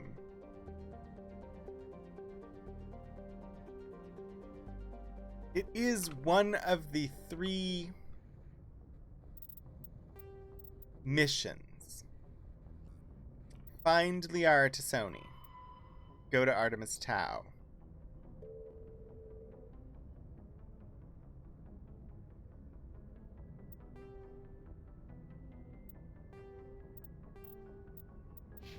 So, it may qualify as plot, but I also feel like we should get our final teammate.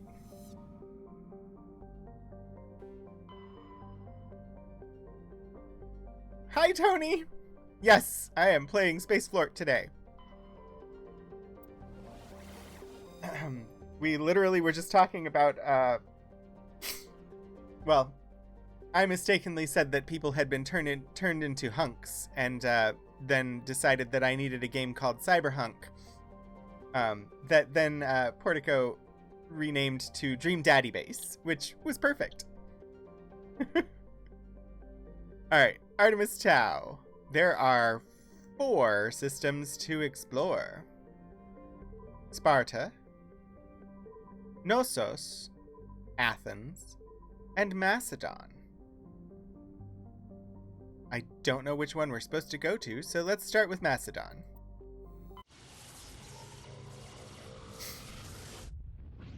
Zoom!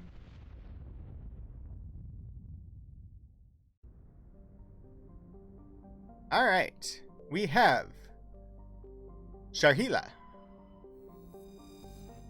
Warning, level 1 pressure hazard. Sharhila has a very dense atmosphere of ammonia and oxygen. Its temperate surface is mainly composed of alumina with deposits of sulfur. Comm buoys in the system have recently logged a number of unregistered vessels operating nearby. Sharhila has an extensive silicon-based oxygen-breathing ecology. Heavily populated areas are covered with fine silica, silicon dioxide dust, the respiratory byproduct of the world's higher animal forms. High-speed surface winds, often laden with abrasive silica dust, present a hazard. In areas where the wind deposits a great deal of silica, footing can be treacherous. EVAs are discouraged. Orbital period 1 Earth years. Radius 5,693 kilometers. Day length 40.6 Earth hours. Atmospheric pressure 39.16 Earth atmospheres. Surface temperature 25 Celsius. Surface gravity 9 Gs. And apparently we can land here. Is this... Did I accidentally go exactly to the right place?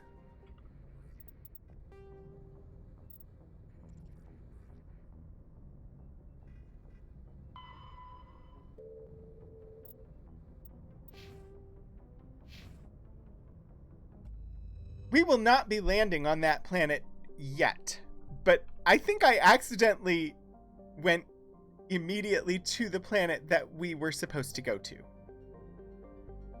I'm going to look at all of the other planets in the cluster first, but I will be slightly upset. Polaran. Polaran is an enormous terrestrial planet, half again the size of Earth. Despite its thick atmosphere, the weak output of the red dwarf Macedon leaves its surface biting cold. Brain just quit. The crust is mainly composed of silica, but significant deposits of iron and other industrial metals are present. These lodes may prove rich enough to be profitably mined despite the heavy gravity. Orbital period 21 Earth years, radius 9,749 kilometers, day length 45.4 Earth hours, atmospheric pressure 1.4 Earth atmospheres, surface temperature minus 197 Celsius, surface gravity 1.5 G. Survey. Matriarch's writings recovered. You were scanning the planet Polaran when a strange signal came from orbit. Navigator Presley determined the signal was from an ancient beacon. Your salvage team brought the beacon aboard and found one of Matriarch Dilinaga's writings in its storage compartment. Urban Bohemian! Hi, how are you? Welcome, welcome!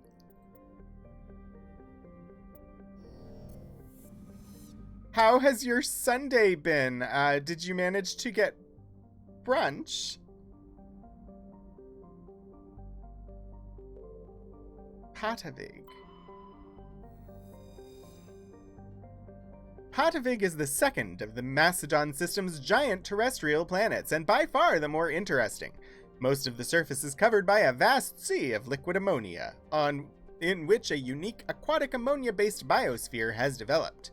While the frozen continents are largely bereft of life, a rich bounty of complex organisms, many larger than a human, flourish in the chilly, toxic seas. While dreadfully inhospitable to humans, Patavig is suitable for colonization by the Volus. Negotiations between the system's alliance and the Volus patrons, the Turian hierarchy, have made good progress. Orbital distance 11.3 AU. Orbital period 69.8 Earth years. Radius 10,529 kilometers. Day length 30.4 Earth hours. Atmospheric pressure 22.4 Earth atmospheres. Surface temperature minus 130 Celsius. Surface gravity 1.6 G. Yay, I'm happy that brunch went well. I had brunch, but it was in.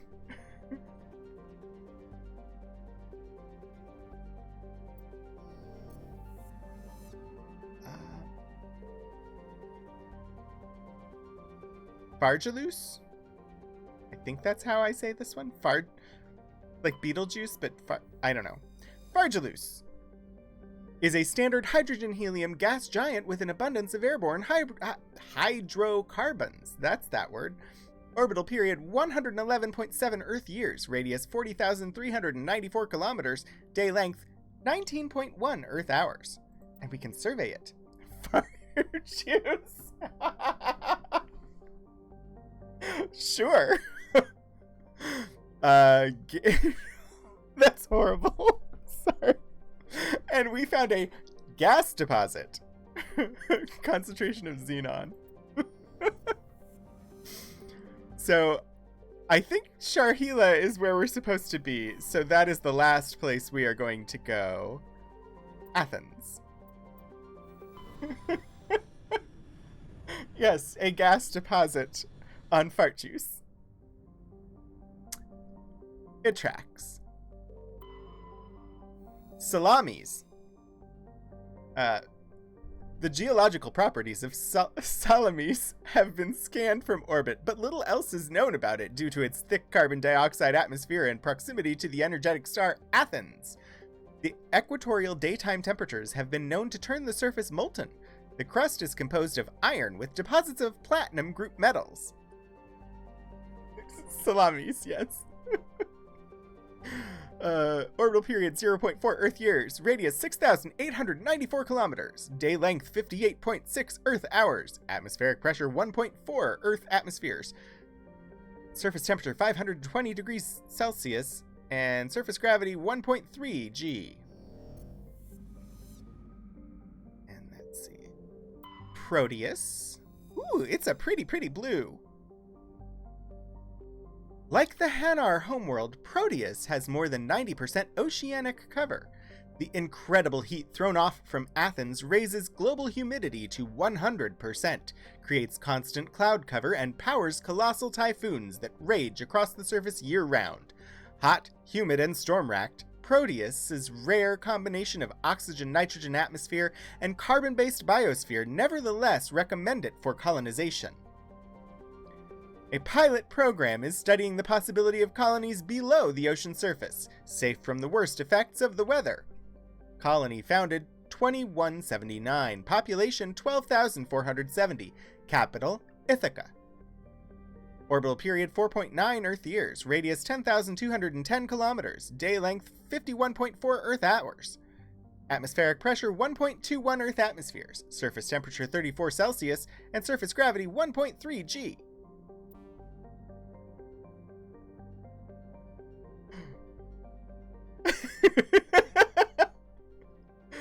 Oh dear. I need one named after coffee now. Gas deposit surveyed. Proteus has a large amount of free oxygen. I mean, it's better than paying for oxygen. Nausicaa.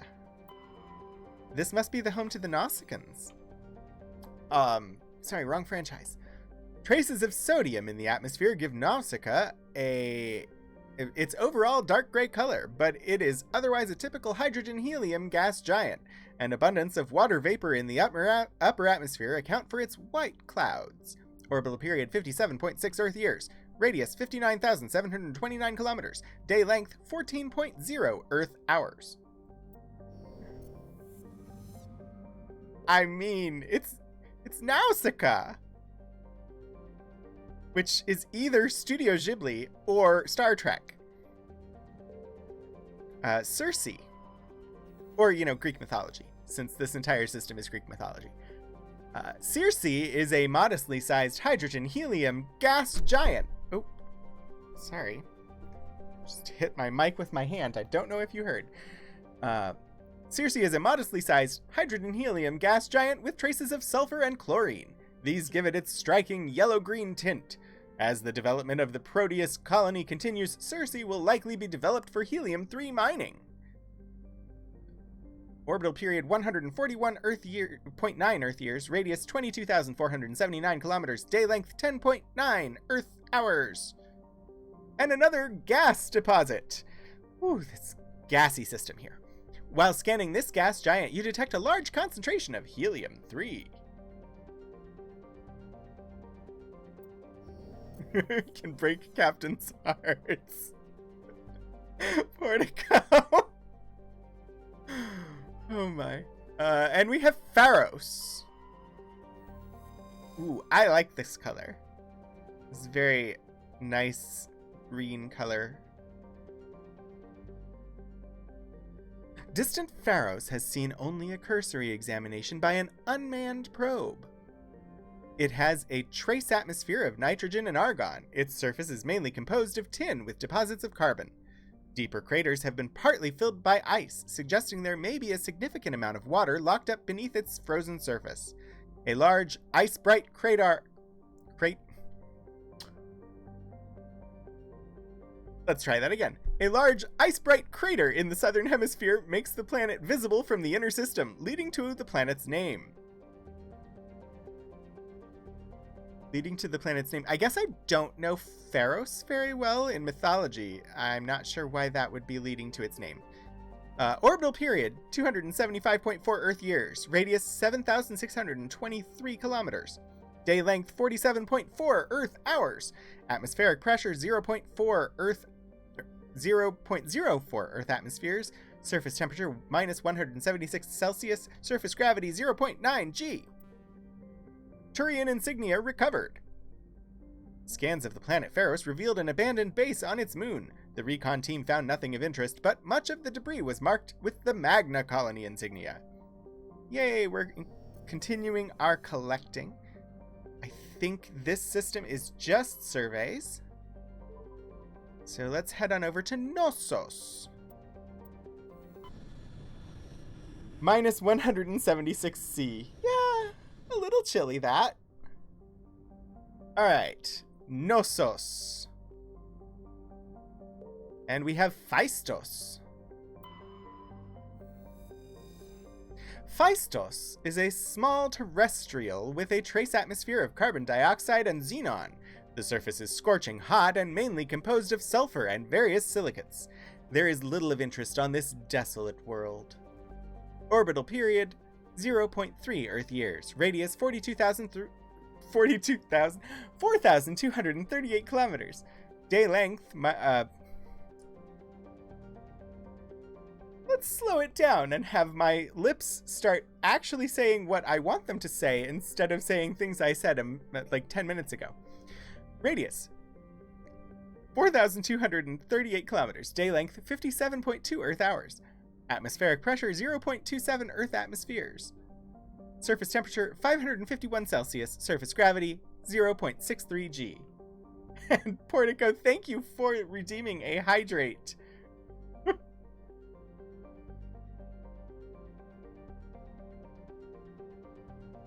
I'm going to have to refill my mug now. And Tony redeemed a stretch. I will stretch as soon as I finish refilling my mug. Which I am actively doing at the moment. There we go. Ooh. Oh, and a posture check too. Thank you. Ooh. That was a good stretch. Thank you.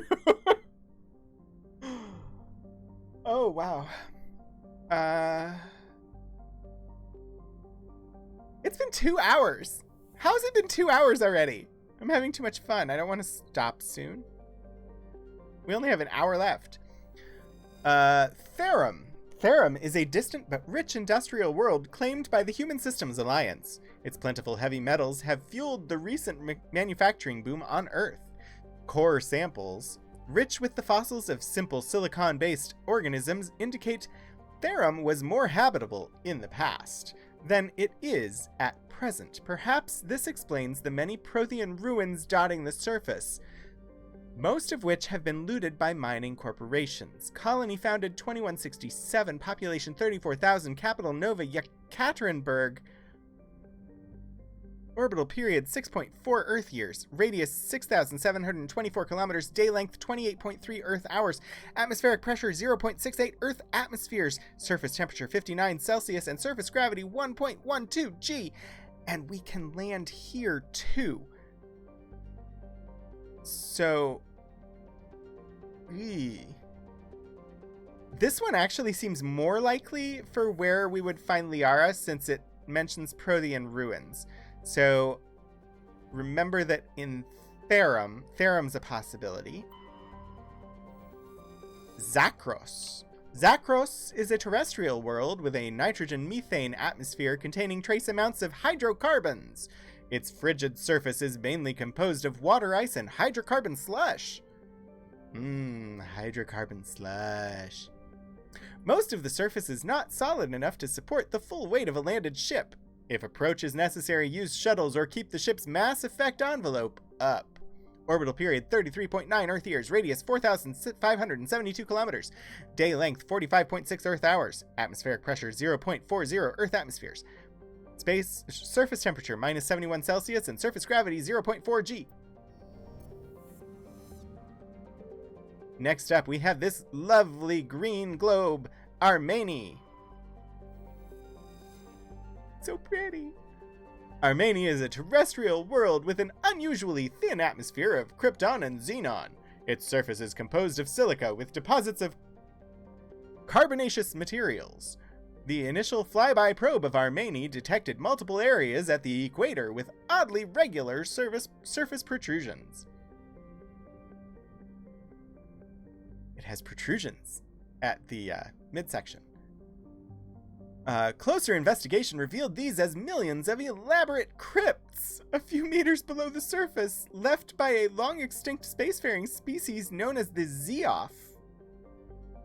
Zioff. Anyway, they're extinct. They can't tell me how to pronounce it. Many human universities wish to perform archaeological excavations. Council law holds grave sites as sacrosanct, however, and the matter has been tied up in court for a decade. Orbital period 151.3 Earth years. Radius 6,077 kilometers. Day length 57.8 Earth hours. Atmospheric pressure 0.18 Earth atmospheres. Surface temperature minus 168 Celsius. Surface gravity 0.8 G. It was very pretty. Until we discovered all the graves. Arcanus. A small hydrogen-helium gas giant, Arcanus has been developed as a full-featured, if modest, stopover for ships hauling refined materials from Therum. In addition to a powerful magnetic field to dump drive charge, Arcanus has a largely automated infrastructure of helium-3 refining and deuterium mining on its many water-ice moons. Orbital period 470.2 Earth years. Radius 14,549 kilometers. Day length 16.2 Earth hours. Gas deposit surveyed. Scans of this gas giant have detected a large concentration of nitrogen. Alright, we've got one more system, and so far 2 planets we can land on. Sparta.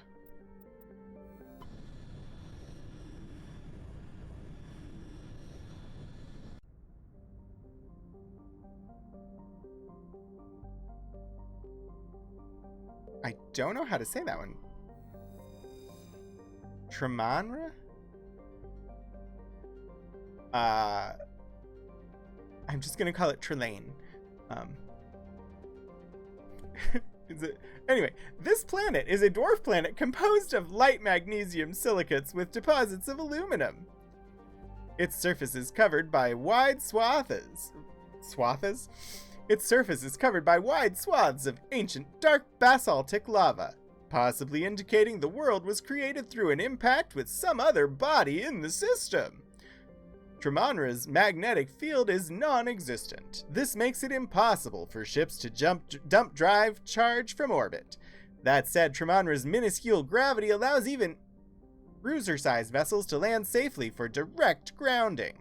Orbital period 1.0 Earth years. Radius 1,528 kilometers. Day length 1 Earth years. Atmospheric pressure 0. Surface temperature 55 Celsius and surface gravity 0.1 G. Alright. A few more. Commander, I'm picking up a signal from the planet's surface. Oh! It looks like an automated distress beacon. Aeolus. Aeolus is a terrestrial planet with an atmosphere of carbon dioxide and nitrogen. Aeolus's surface is covered by wide deserts of silicate sand with only a few areas of igneous rock highlands to break the abrasive dust-choked wind. Aeolus's orbit is congested with debris thrown inward by the gravity of the gas giant Ontamalka. Due to a high rate of meteor impacts, exploration is highly dangerous. Orbital period 2.7 Earth years. Radius 5,729 kilometers. Day length 50.3 Earth hours. Atmospheric pressure 0.8 Earth atmospheres. Surface temperature minus 1 Celsius and surface gravity 0.87 G. And we can land here. But not yet.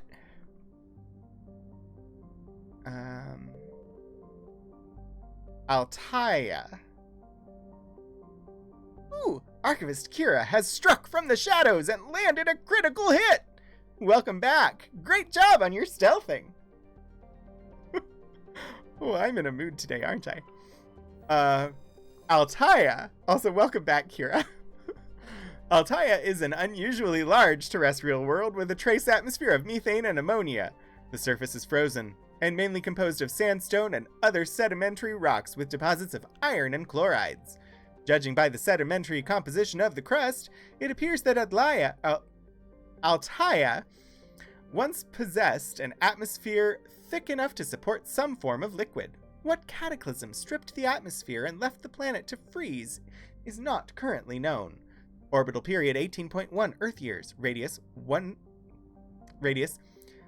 11,190 kilometers. Day length 47.2 Earth hours. Atmospheric pressure 0.20 Earth atmospheres. Surface temperature minus 136 Celsius and surface gravity 1.7 G. And they had a 5-digit radius without the comma this time, which really flubbed me up. The lurk and unlurk commands are your favorite commands now.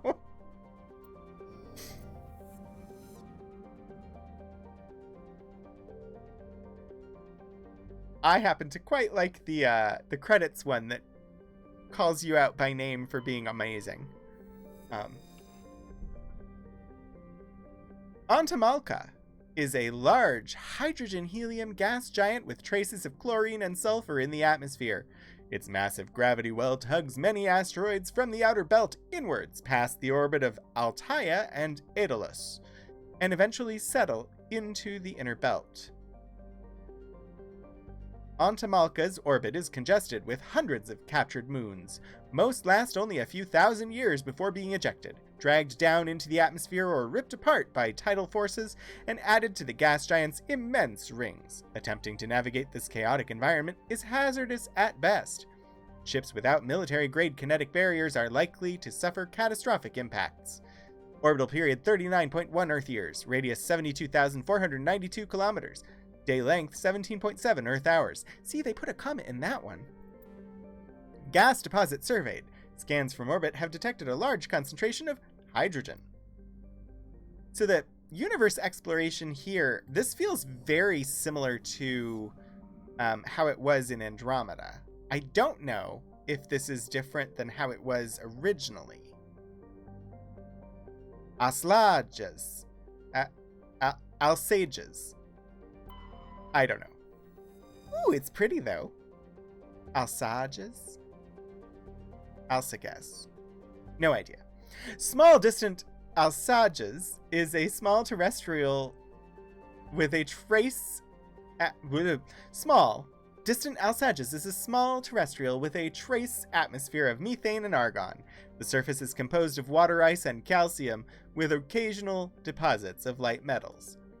During the Alliance's pirate suppression campaign in the 2160s, the Batarian Eluum Runpera. The Batarian Eluum Runpera was caught with his frigate Tunaran grounded on Alsages for drive discharge. When challenged by the cruiser Hyderabad, Runpera refused to surrender.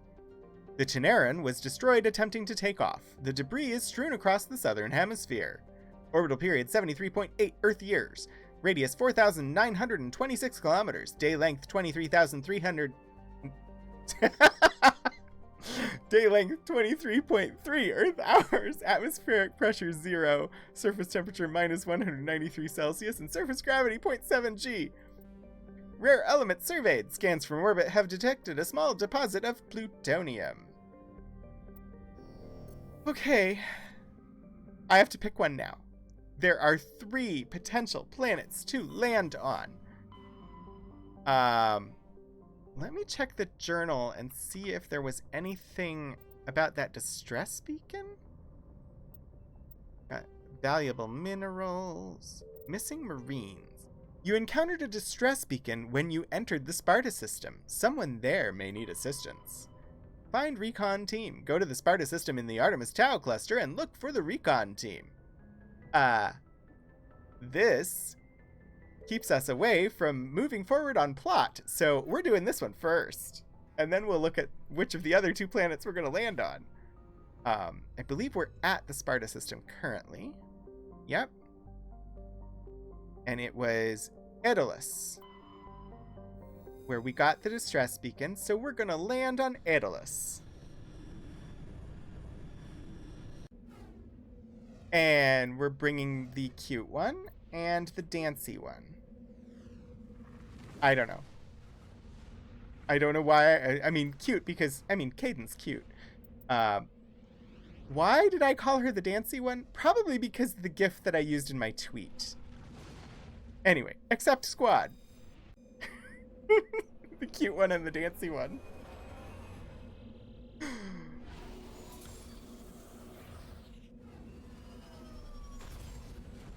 All right.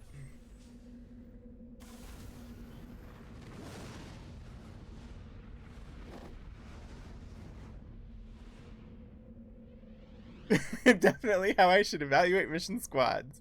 So there's some debris and 2 distress signal and anomaly. But there's also all of this map where other things might be found. So we're turning left because there's nothing marked over here, and I can jump. Ooh, there's meteors falling from the sky. Speaking of, did you all see the news about a meteor that fell into a volcano? My brain will not remind me of where or which volcano, but the picture is glorious.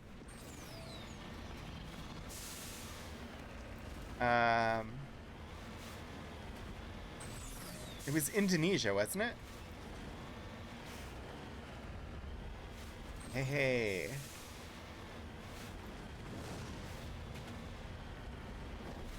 I knew that heading this direction first would yield me something. You don't buy it? You think it's forced perception? There was a meteor shower happening at the time of the photo. Hey, no, I mean, I didn't read the article. I just saw the picture and the headline, and I saw it multiple places, and so it was cool and interesting and fun, but you are absolutely certain it would need further investigation to confirm whether it was accurate or not.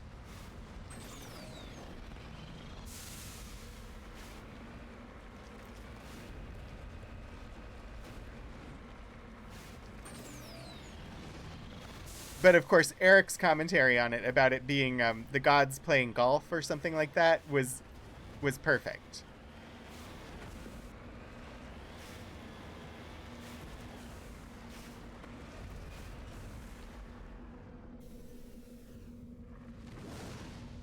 Polonium deposit.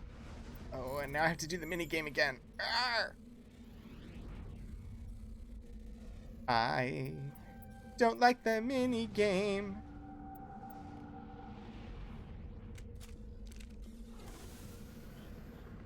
Huh.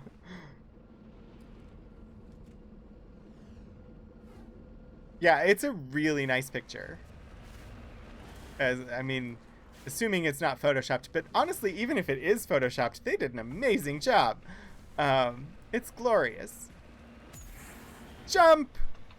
Ha-ha! Fall from the sky! Okay, I have way too much fun with this. It better not be a god that one of my clerics follows. I refuse to be associated with a god that, besides golf, is a worthwhile pastime. Valid.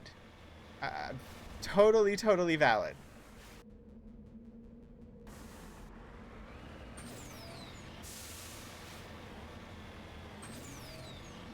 Maybe they were playing beer pong?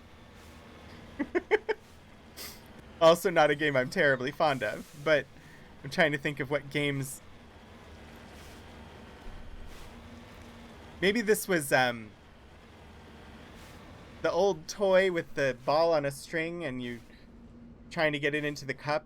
Maybe it's that. That seems the most wholesome get a ball in something game that I can think of.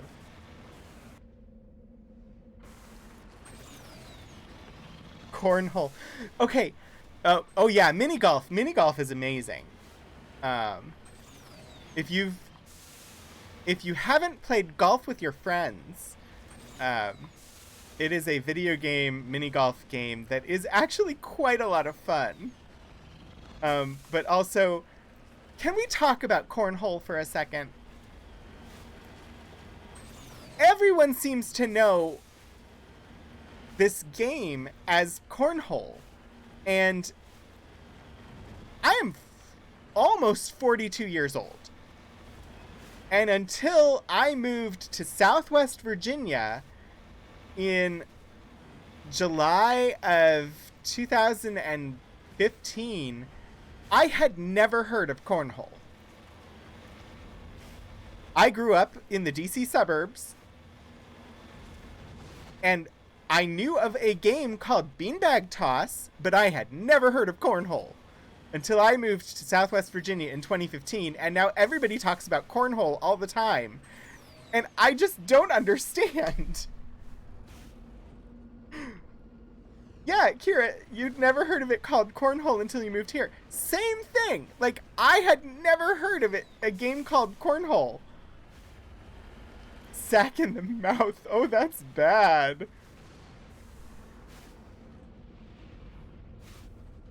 A Kiss Blacklight indoor mini golf place? I don't understand how suddenly the entire world knows of this game called Cornhole when growing up it was beanbag toss and it was nothing else, and then suddenly everybody calls it Cornhole. It's like when I moved to Minnesota and Duck Duck Goose was suddenly Duck Duck Grey Duck. Although that's because Minnesota's weird, and Minnesota is literally the only place on Earth where it's called Duck Duck Grey Duck.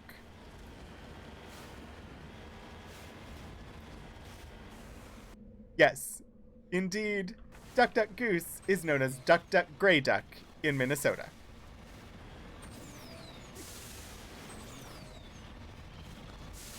Duck Duck Eagle. Duck! Duck! Eagle! Like that? There's an entire history to Duck Duck Grey Duck, and why it's Duck Duck Grey Duck instead of Duck Duck Goose, and why the regional boundary is essentially the map of Minnesota. I don't remember all the details, but it was very interesting learning about when I lived in Minnesota for a decade. Duck Duck Porcupine! Duck Duck Stork. Yes! Yes! Duck Duck Parrot! Alright, there's nothing over here. Let me go back and check this question mark.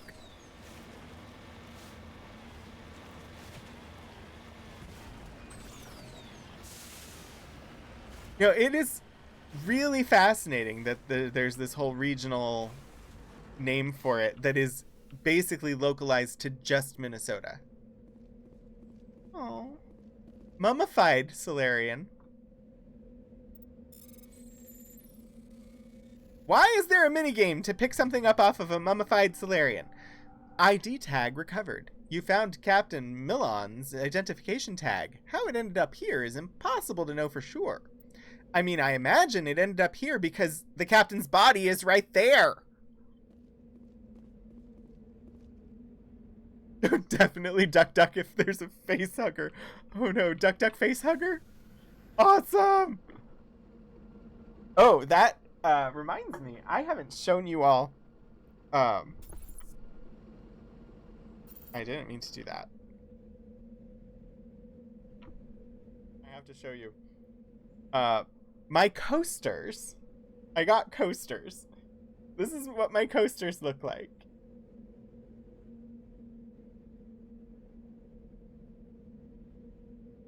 The three of them have the little hole in them, and then the fourth one is this. They are alien. It's the deck plating being eaten through by the alien acid blood.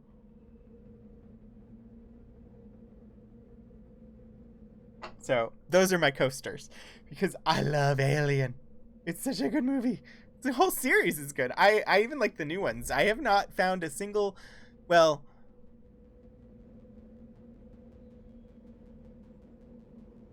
I was going to say I haven't found a single one that wasn't good, and then I remembered Alien 3 exists. I keep forgetting that Alien 3, the actual movie that got made, exists, and remembering instead the screenplay that was originally written for it. That is absolutely amazing, and you should definitely listen to on Audible, because they did a reading of the screenplay with different voice actors. It's an Audible original, and it is absolutely amazing, and the story in that version of Alien 3 is so much better than the movie that actually got made. Anyway. Yeah, as soon as I said it, you were like, no, Alien 3. I mean, they can't hit them all out of the park, I guess. Did I hit the right buttons? Yes, I did. Okay, let's go back. We found this body.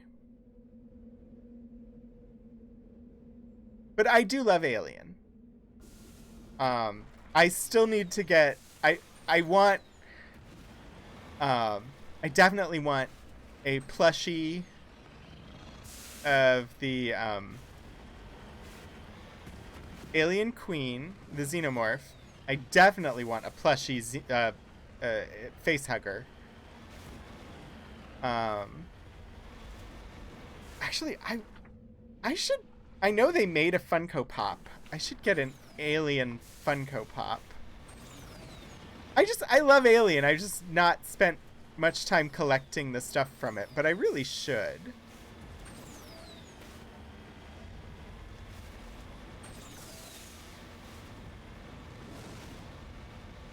There are a couple hats relevant to it that I should probably get for stream.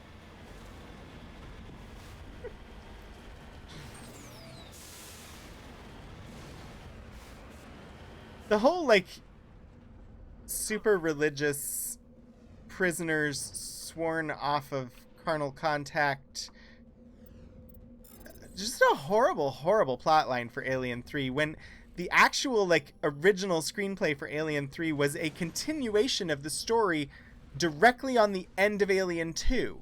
It was like a direct sequel immediately following and expanding the universe of global politics, and the interactions between the different corporations, like the different like political interests and how they interact with members of Weyland-Yutani Corporation, and just overall absolutely growing the entirety of the Alien universe, and masterfully done.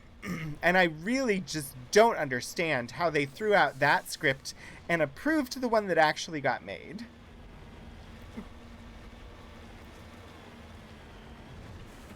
Ooh.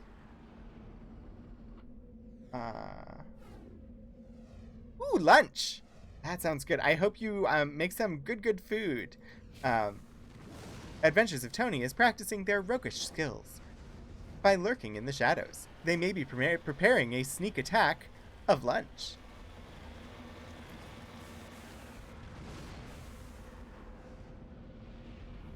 Oh no. Kira has fallen down the cornhole rabbit hole. The rabbit cornhole.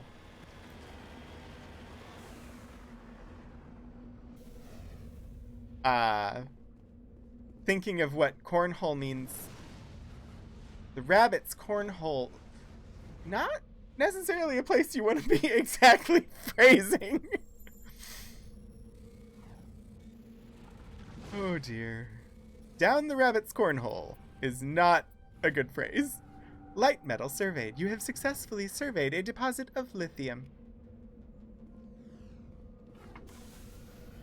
Next time on Archival Adventures NSFW. Cornhole. Oh no. More up than down? Are you talking about the lithium? My brain didn't connect the comment there. Oh, down the rabbit cornhole. Yeah, I guess it would be more up.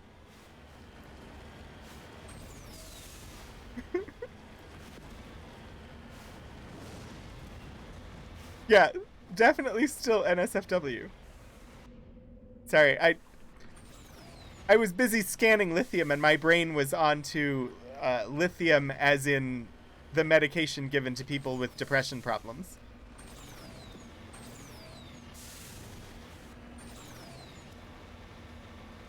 Woo! Yeah! This is a very rocky world, with lots of jumping and bouncing for my Mako to do. Jump! Whee!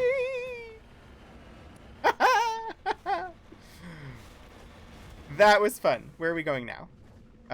We need to turn right.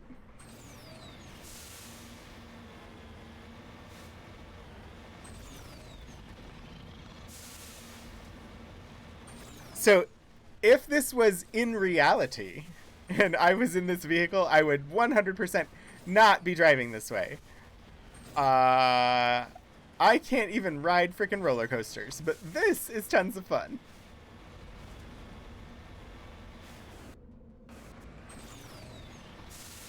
What's funny is, I do better on the wooden roller coasters. Yeesh! It's a freaking Thresher Maw? What is a Thresher Maw?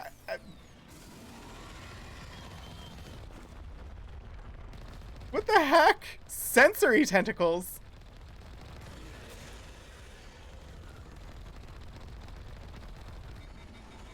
Ah!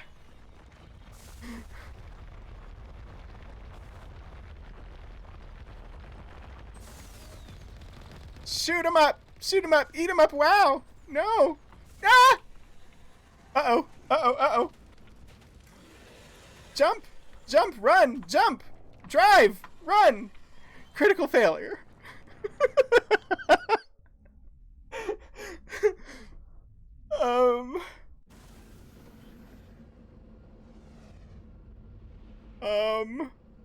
How much did I lose?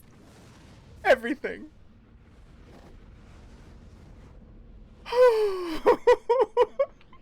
Oh no, another conference.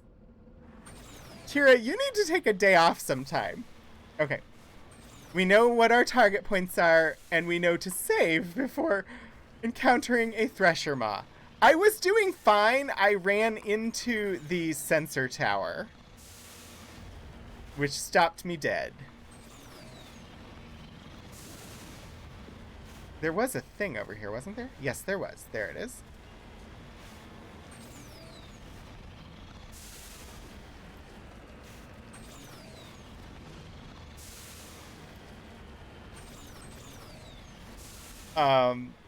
So, giant worm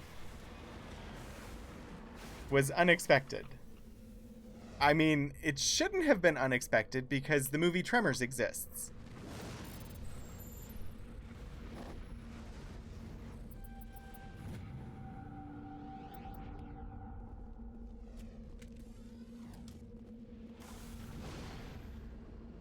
Right, got that one, got that one. There's one to the east, west. Diane Weist. Sorry. But speaking of, have you ever seen the made-for-TV miniseries, The 10th Kingdom? That has Diane Weist as the evil queen? I love that miniseries so much.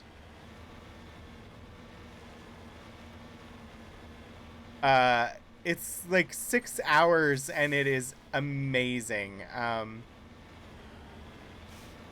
who else is in it? Also, what's up with this? So now I have to look and tell you, because 10th Kingdom is awesome. I love it. The 10th Kingdom. It was a made-for-TV miniseries. It's a bunch of like fairy tales all mixed together. Kimberly Williams Paisley is the star. Not somebody I really particularly know, but she does an amazing job. Scott Cohen is in it. Diane Weist. Daniel Lapine. John Larroquette. Ed O'Neill of Married with Children fame. Rutger Hauer. Don Lewis as Blabberwort the Troll is amazing. Hugh O'Gorman. Jeremiah Burkett. Robert Hardy. William Osborne. Anne Margaret is in it as Cinderella. Warwick Davis is in it.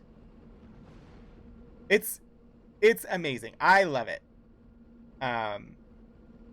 It's 6 or 7 hours long, and it's a lovely interpretation of basically a woman goes through a portal into essentially the fairy tale world, and makes her way through the fairy tale world. Actually, she and her father go through, and they are working to try and get back to New York, which is where they're from. And it is great fun. I enjoy it quite a lot. And it's just a miniseries. I don't know. It may have been based on a book, but they never did anything beyond the miniseries, and I'm kind of glad it doesn't need any more. It was really, really well done, though. I enjoyed it quite a lot.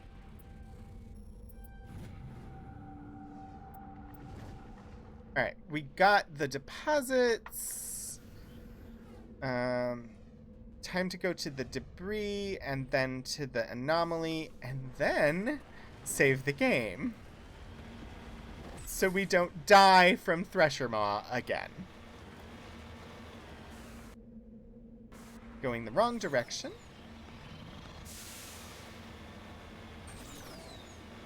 I was not expecting a Thresher Maw. I should have been expecting a Thresher Maw after having played Andromeda before.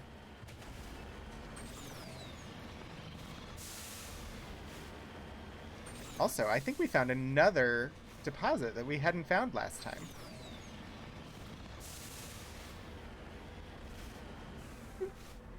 Palladium. Which, forever in my mind, is an RPG publishing company.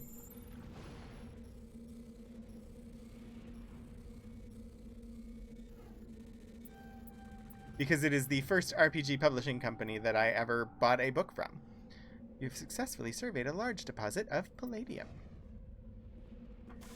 The very first RPG system I ever played was Rifts, which was published by Palladium. Woo!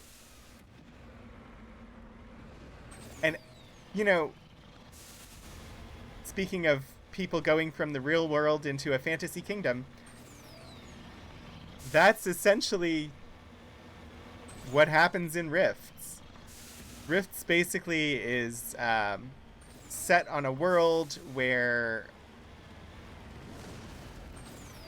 various catastrophes all happen at the same time, and the world, a bunch of rifts open from Earth to various other planes of existence. And so you can have basically a character from any RPG system that you could possibly think of show up in a Rifts game, because there are rifts on Earth to anywhere. You're in a post-apocalyptic Earth is the main setting, but you could actually take your characters through a rift and go anywhere. But post-apocalyptic Earth is the main setting.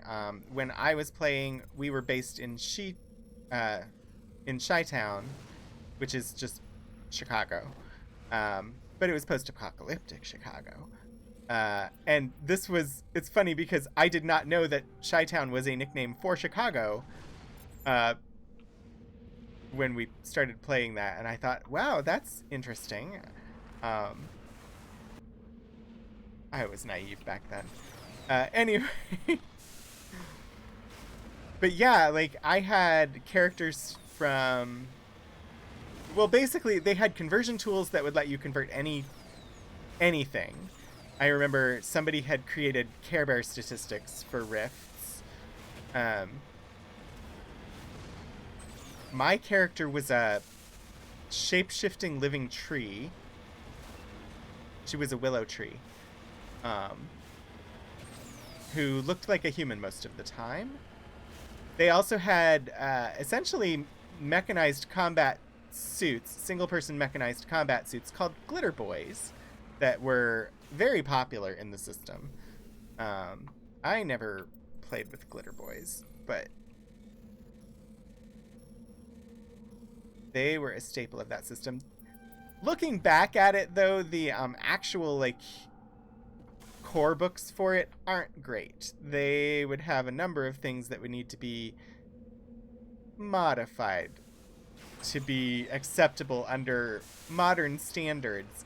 And the Rift system has not really ever been updated, so it's very set in the like late 80s, early 90s mindset, which is partly why I don't currently play it. But I have fond memories because it's what got me into tabletop role-playing in the first place.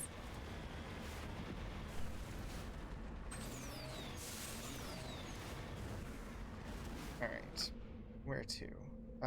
To my right. We are facing the wrong direction. Also, I should save before I go down there. Possibly. Maybe? Should I save? I probably should save. Save the game.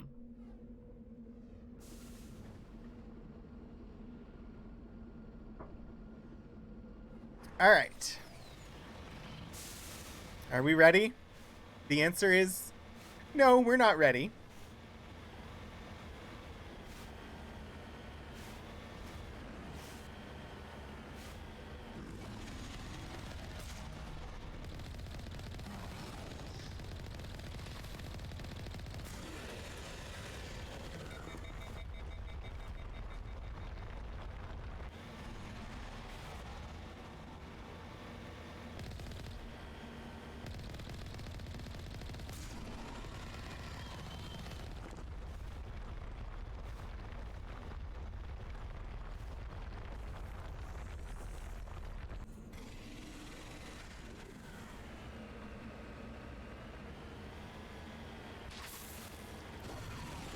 Ah! Run away! I just tried repairing the thing and I forgot there's like a cooldown. I can't shoot anything right now. I can't do anything right now. Ah! Yes, I know. Press R. I did. Okay. Drive around, avoiding being shot at, while repair is happening. I can do this.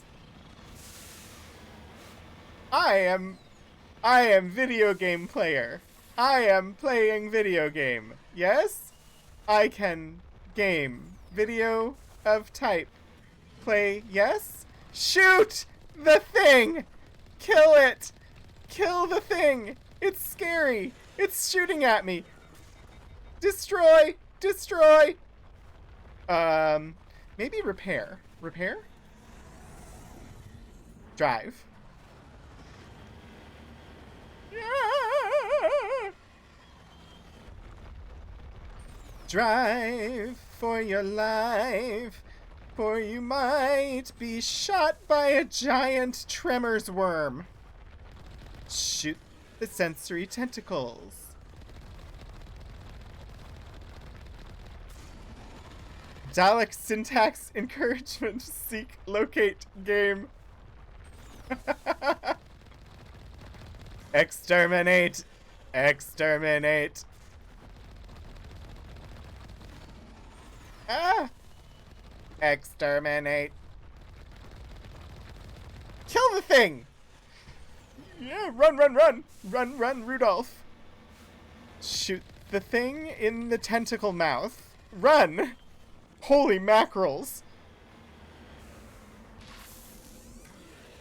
Drive for your life like you've never been heard. I don't know what I'm singing. I'm just saying nonsense words because I'm trying to get out of the way.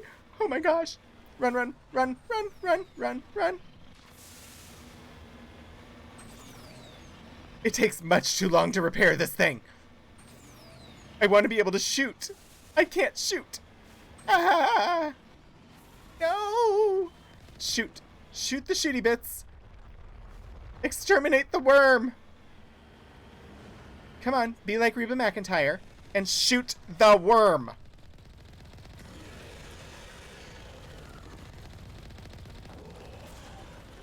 Is it dead? Did I kill it? I'm not stopping moving until I know it's dead. Is it dead? To be fair, you were attempting to repair a vehicle while driving at top speed. Yes, but also giant worm. Heading to position. Alliance soldiers. Looks like they were lured here by the distress beacon. Medical kit? Was I supposed to fight that thing on foot? Guzman. We need to tell him what happened here.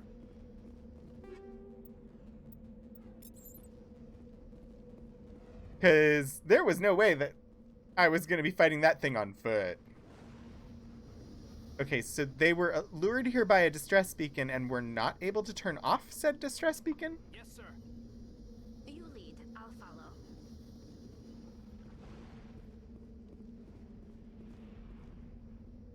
Drive without rhythm next time? Precisely. Repair? Oh boy.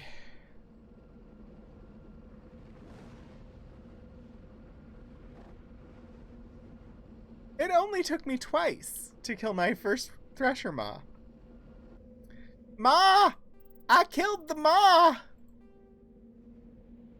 You encountered a distress beacon when you entered the Sparta system. Someone there may need assistance. Speak to Kahoku.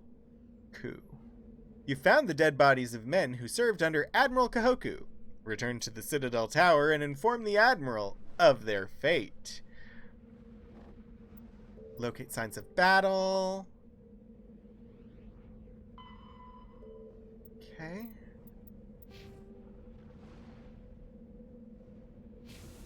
Adventures of Tony has struck from the shadows and landed a critical hit! Welcome back. Great job on your stealthing. Ooh, instant ramen. Do you add anything to your instant ramen, or do you just eat it as it was created out of the package?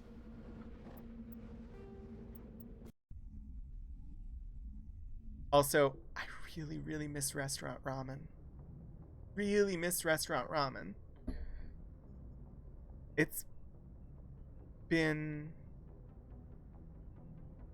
a long road getting from there to here. It's been quite a while since I had restaurant ramen. Geez, when was the last time? I think the last time I had restaurant ramen was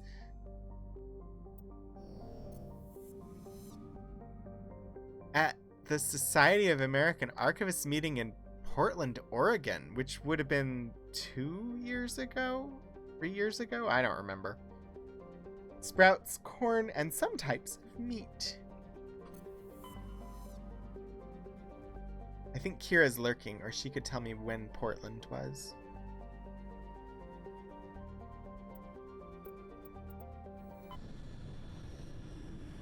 I want to say it was 2 years ago in like August in Portland, Oregon was the last time I had ramen from a restaurant.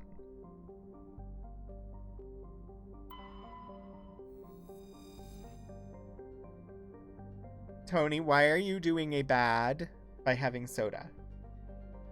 Not to say that occasionally having things in moderation is not acceptable, but I'm assuming you're saying it's a big bad because you were told specifically not to have carbonated beverages.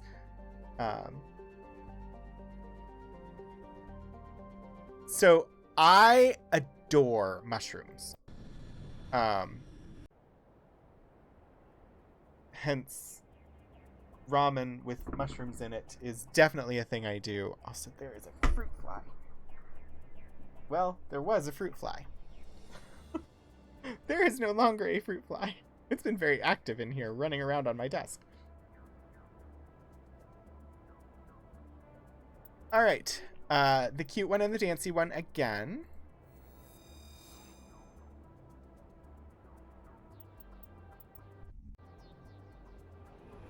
Well, yeah.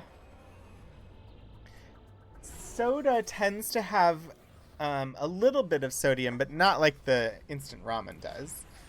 And occasional treats are also useful. Because occasional treats help you to stay on track. Alright, on Sharhila, we have debris, an anomaly, and a stronghold. I came here first because I assume Liara is not here. Also, this planet has level 1 hazard. I have no idea what that means.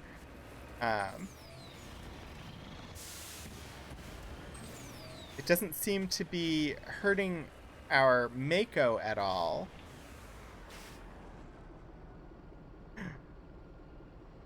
Unhealthy food is better than not food. Grants soda dispensation. Yes, indeed. Thank you for granting that dispensation.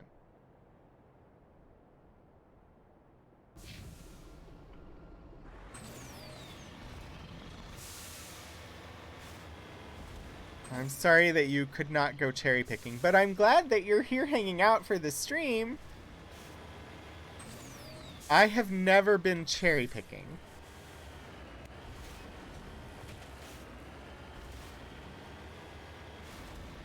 I have not really done a lot of picking of anything. I've gone... Ooh, I couldn't make it over that ridge. I have gone to pick pumpkins. But my parents used to pick corn in the fields because they grew up in Iowa, and everybody picked corn in the fields. My sister-in-law picked blueberries because she's from Maine, and they grow blueberries in Maine.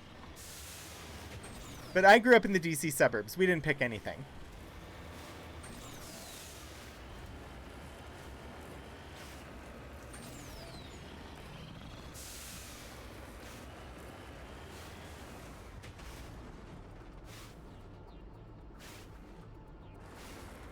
And where this deposit is.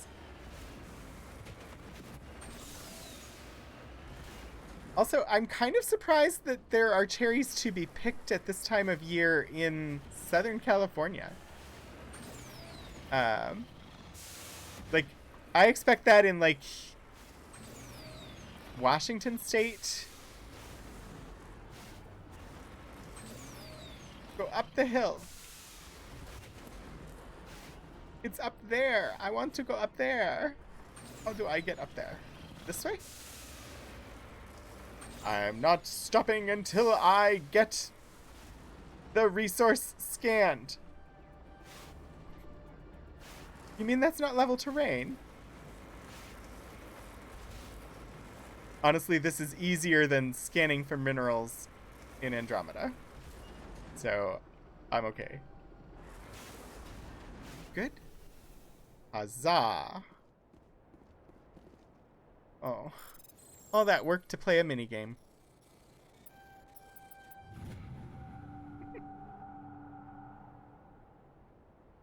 Oh! Farmland outside the Bay Area, so more Northern California.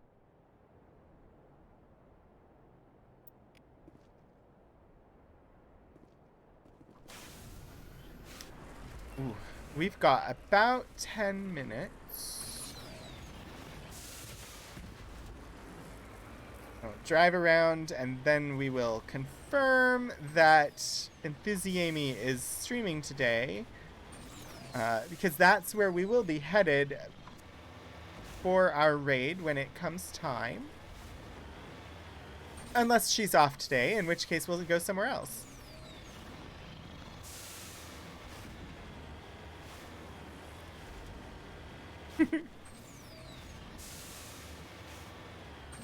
I mean, since Enthusiame is only streaming on her channel once a week now, I have to raid there when my stream is ending right as hers is beginning. Because honestly, that's where I'm going anyway.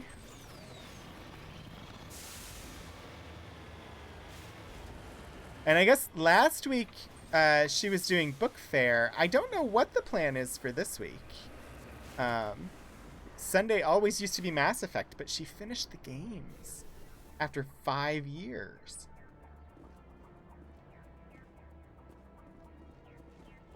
Which is a little intimidating because that's probably how long it will take me at the rate that I'm going. Which I believe is very similar to the rate that Amy was going. Matriarch's writings recovered. It's not clear who lived here, but it appears to have been abandoned for some time. The container in the tent held, among other things, one of Matriarch Dillinaga's writings. Correct me if I'm wrong, but I believe Matriarch Dillinaga is the character that is voiced by Marina Sirtis?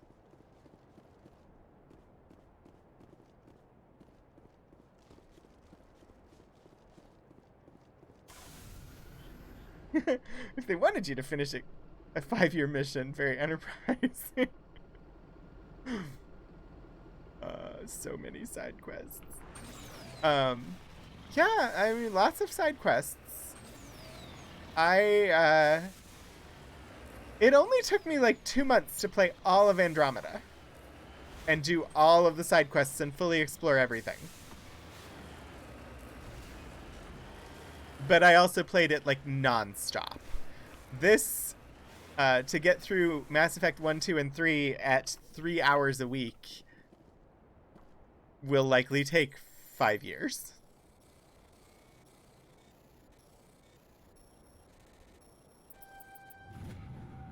Rare element surveyed. You have successfully surveyed a large deposit of thorium.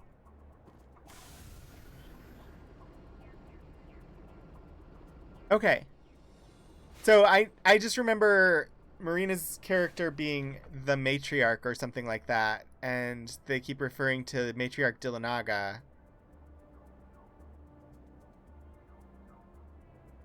You know, I should... Can I save? Since it is 4:53...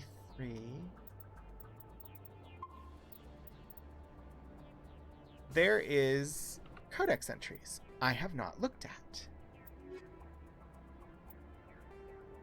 Not blinking. Aliens. Council races. I think I've already read the Turians one. Extinct races. Protheans, data disks. Despite all the evidence confirming the existence of the Protheans, little is known about their culture and society. From time to time, dig sites will yield new clues, but after 50,000 years of decay, little of value is unearthed. Recent research has focused on the discovery of Prothean data disks. On their own, they are frail and rarely found in one piece. Occasionally, however, an intact disk will be discovered within a console or reading device.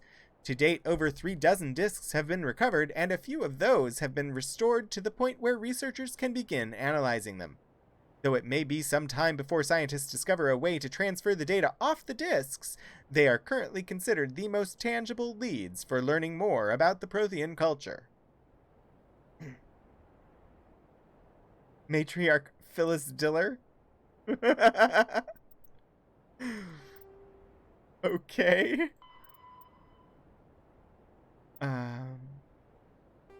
Systems Alliance Geological Survey. As the human race expands its territory and raises the general standard of living, demand for industrial resources continues to grow. Many planets, moons, and asteroids contain a wealth of resources, but many systems have barely been charted, let alone thoroughly surveyed. Unmanned probes are one solution, but they are often lost to space hazards, unforeseen circumstances, or theft by salvagers. In recent years, Aegis, the Alliance Geological Service, has offered bounties to private individuals or teams willing to perform mineralogical surveys on the frontier. This survey data is made publicly available to further corporate development. Due to the cost of travel and the dangers of operating on hostile worlds, it is rarely a profitable endeavor. Light metals. Metals with low atomic weight are often used in the construction of spacecraft and vehicles. Heavy metals. Metals with higher atomic weights are used to construct equipment components. The platinum group elements are particularly useful. Rare earths. Most useful materials in this category are radioactives or magnets. gases. Various gases are required to support all known forms of sapient life. Some are commonly used as fuel. We have, it looks like one entry? The Asari were the first... No, we've already heard the Asari. Non-sapient creatures. After the Geths, Thresher moths. moths are subterranean carnivores that spend their entire lives eating or searching for something to eat. Threshers reproduce via spores that can lie dormant for millennia, yet are robust enough to survive prolonged periods in deep space and atmospheric re-entry. As a result, thresher spores appear on many worlds, spread by previous generations of space travelers. The body of a thresher never entirely leaves the ground. Only the head and tentacles erupt from the earth to attack. In addition to physical attacks, threshers have the ability to project toxic chemicals and emit bursts of infrasound as a shockwave weapon. The Alliance first encountered threshers on the colony of Akuz in 2177. After contact was lost with the Pioneer team, Marine units were deployed to investigate. The shore parties were set upon by hungry threshers, and nearly the entire assault force was killed. Alliance forces recommend engaging threshers with vehicle-mounted heavy weapons. Yes, vehicle-mounted weapons were very useful. Right, well, we're here. There's a stronghold there, which we do not want to go to yet. It claims to have plot.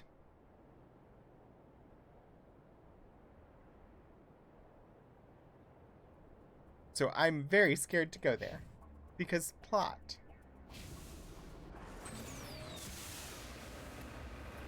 We do have a couple of minutes left. So I'm just going to wander around and see if we find another mineral deposit.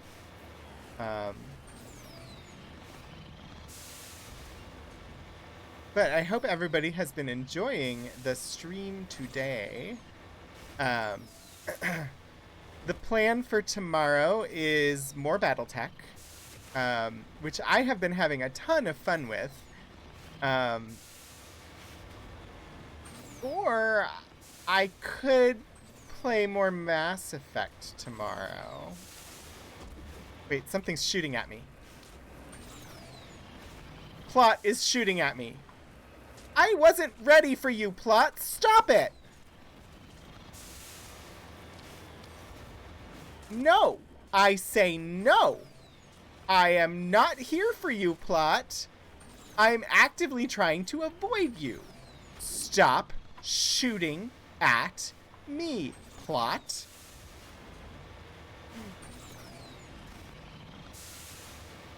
So yeah, tomorrow we're gonna have 2.5 hours of something. I mean, the plan is Battletech, so we'll probably play more Battletech. We are coming toward the end of June, and it will be time to spin the wheel soon.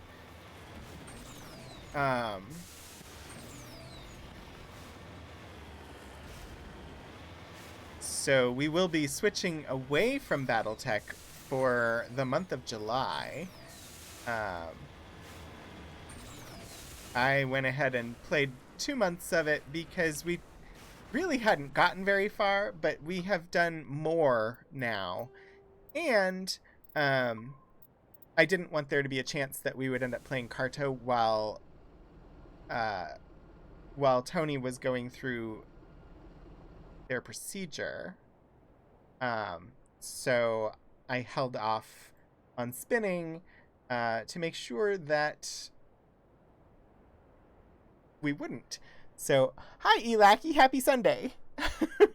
Well, Tony, you're the one that requested Carto, so I didn't want us to, I didn't want there to be a chance that we ended up playing that while you weren't available to watch.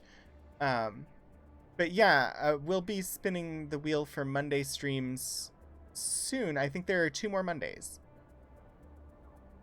Yeah, the 21st. So on the 28th, we will spin and find out what we play in July. I'm just going to check and see if Enthusiami is live.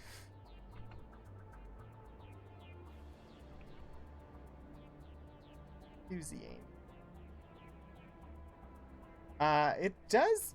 Nope, that is not what I was doing. There we go.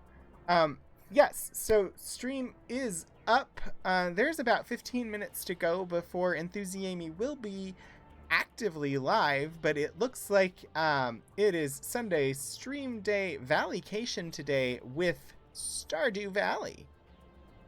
Tony, I have yet to try Wingspan. I've had what is normal for me, which is I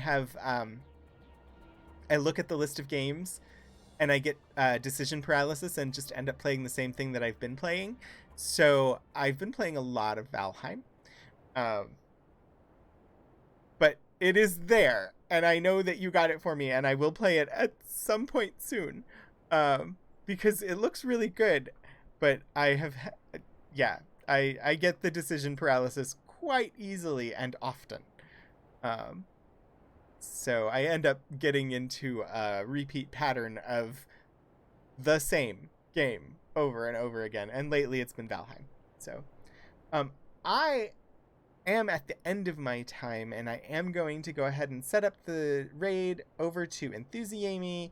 Enthusiame is a wonderful streamer. If you're unfamiliar with her, you should definitely join us on the raid and give her a follow. She is somewhat famous from Geek and Sundry years, but lately has been doing work for D&D Beyond, and so you can check out a number of her videos over there. But on her channel, she has a very long-running Stardew Valley game that she's been playing and that we will be joining for today. I'm guessing, since it says Valleycation, this will be the Paragon run of Stardew Valley and not the Renegade run that she has recently started. So I'm going to set up the raid and we will head on over there. If you would be so kind to join the raid and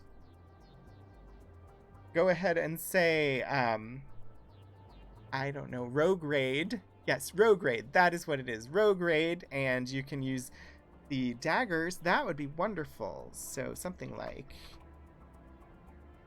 Rogue Raid with daggers, and there it is, and you can copy it if you want to. That would be lovely. Rogue Raid Rage! But yeah, we are going to head on over to Enthusiame, and thank you all for dropping in today. Like I said, I will be live again tomorrow night at 7 p.m. Eastern Time to continue our playthrough of BattleTech. And yeah, I will see you then, or next week for more Mass Effect, or, you know, I'm on like 4 times a week. I'll see you sometime. But thanks everybody for stopping by, and enjoy Enthusiame.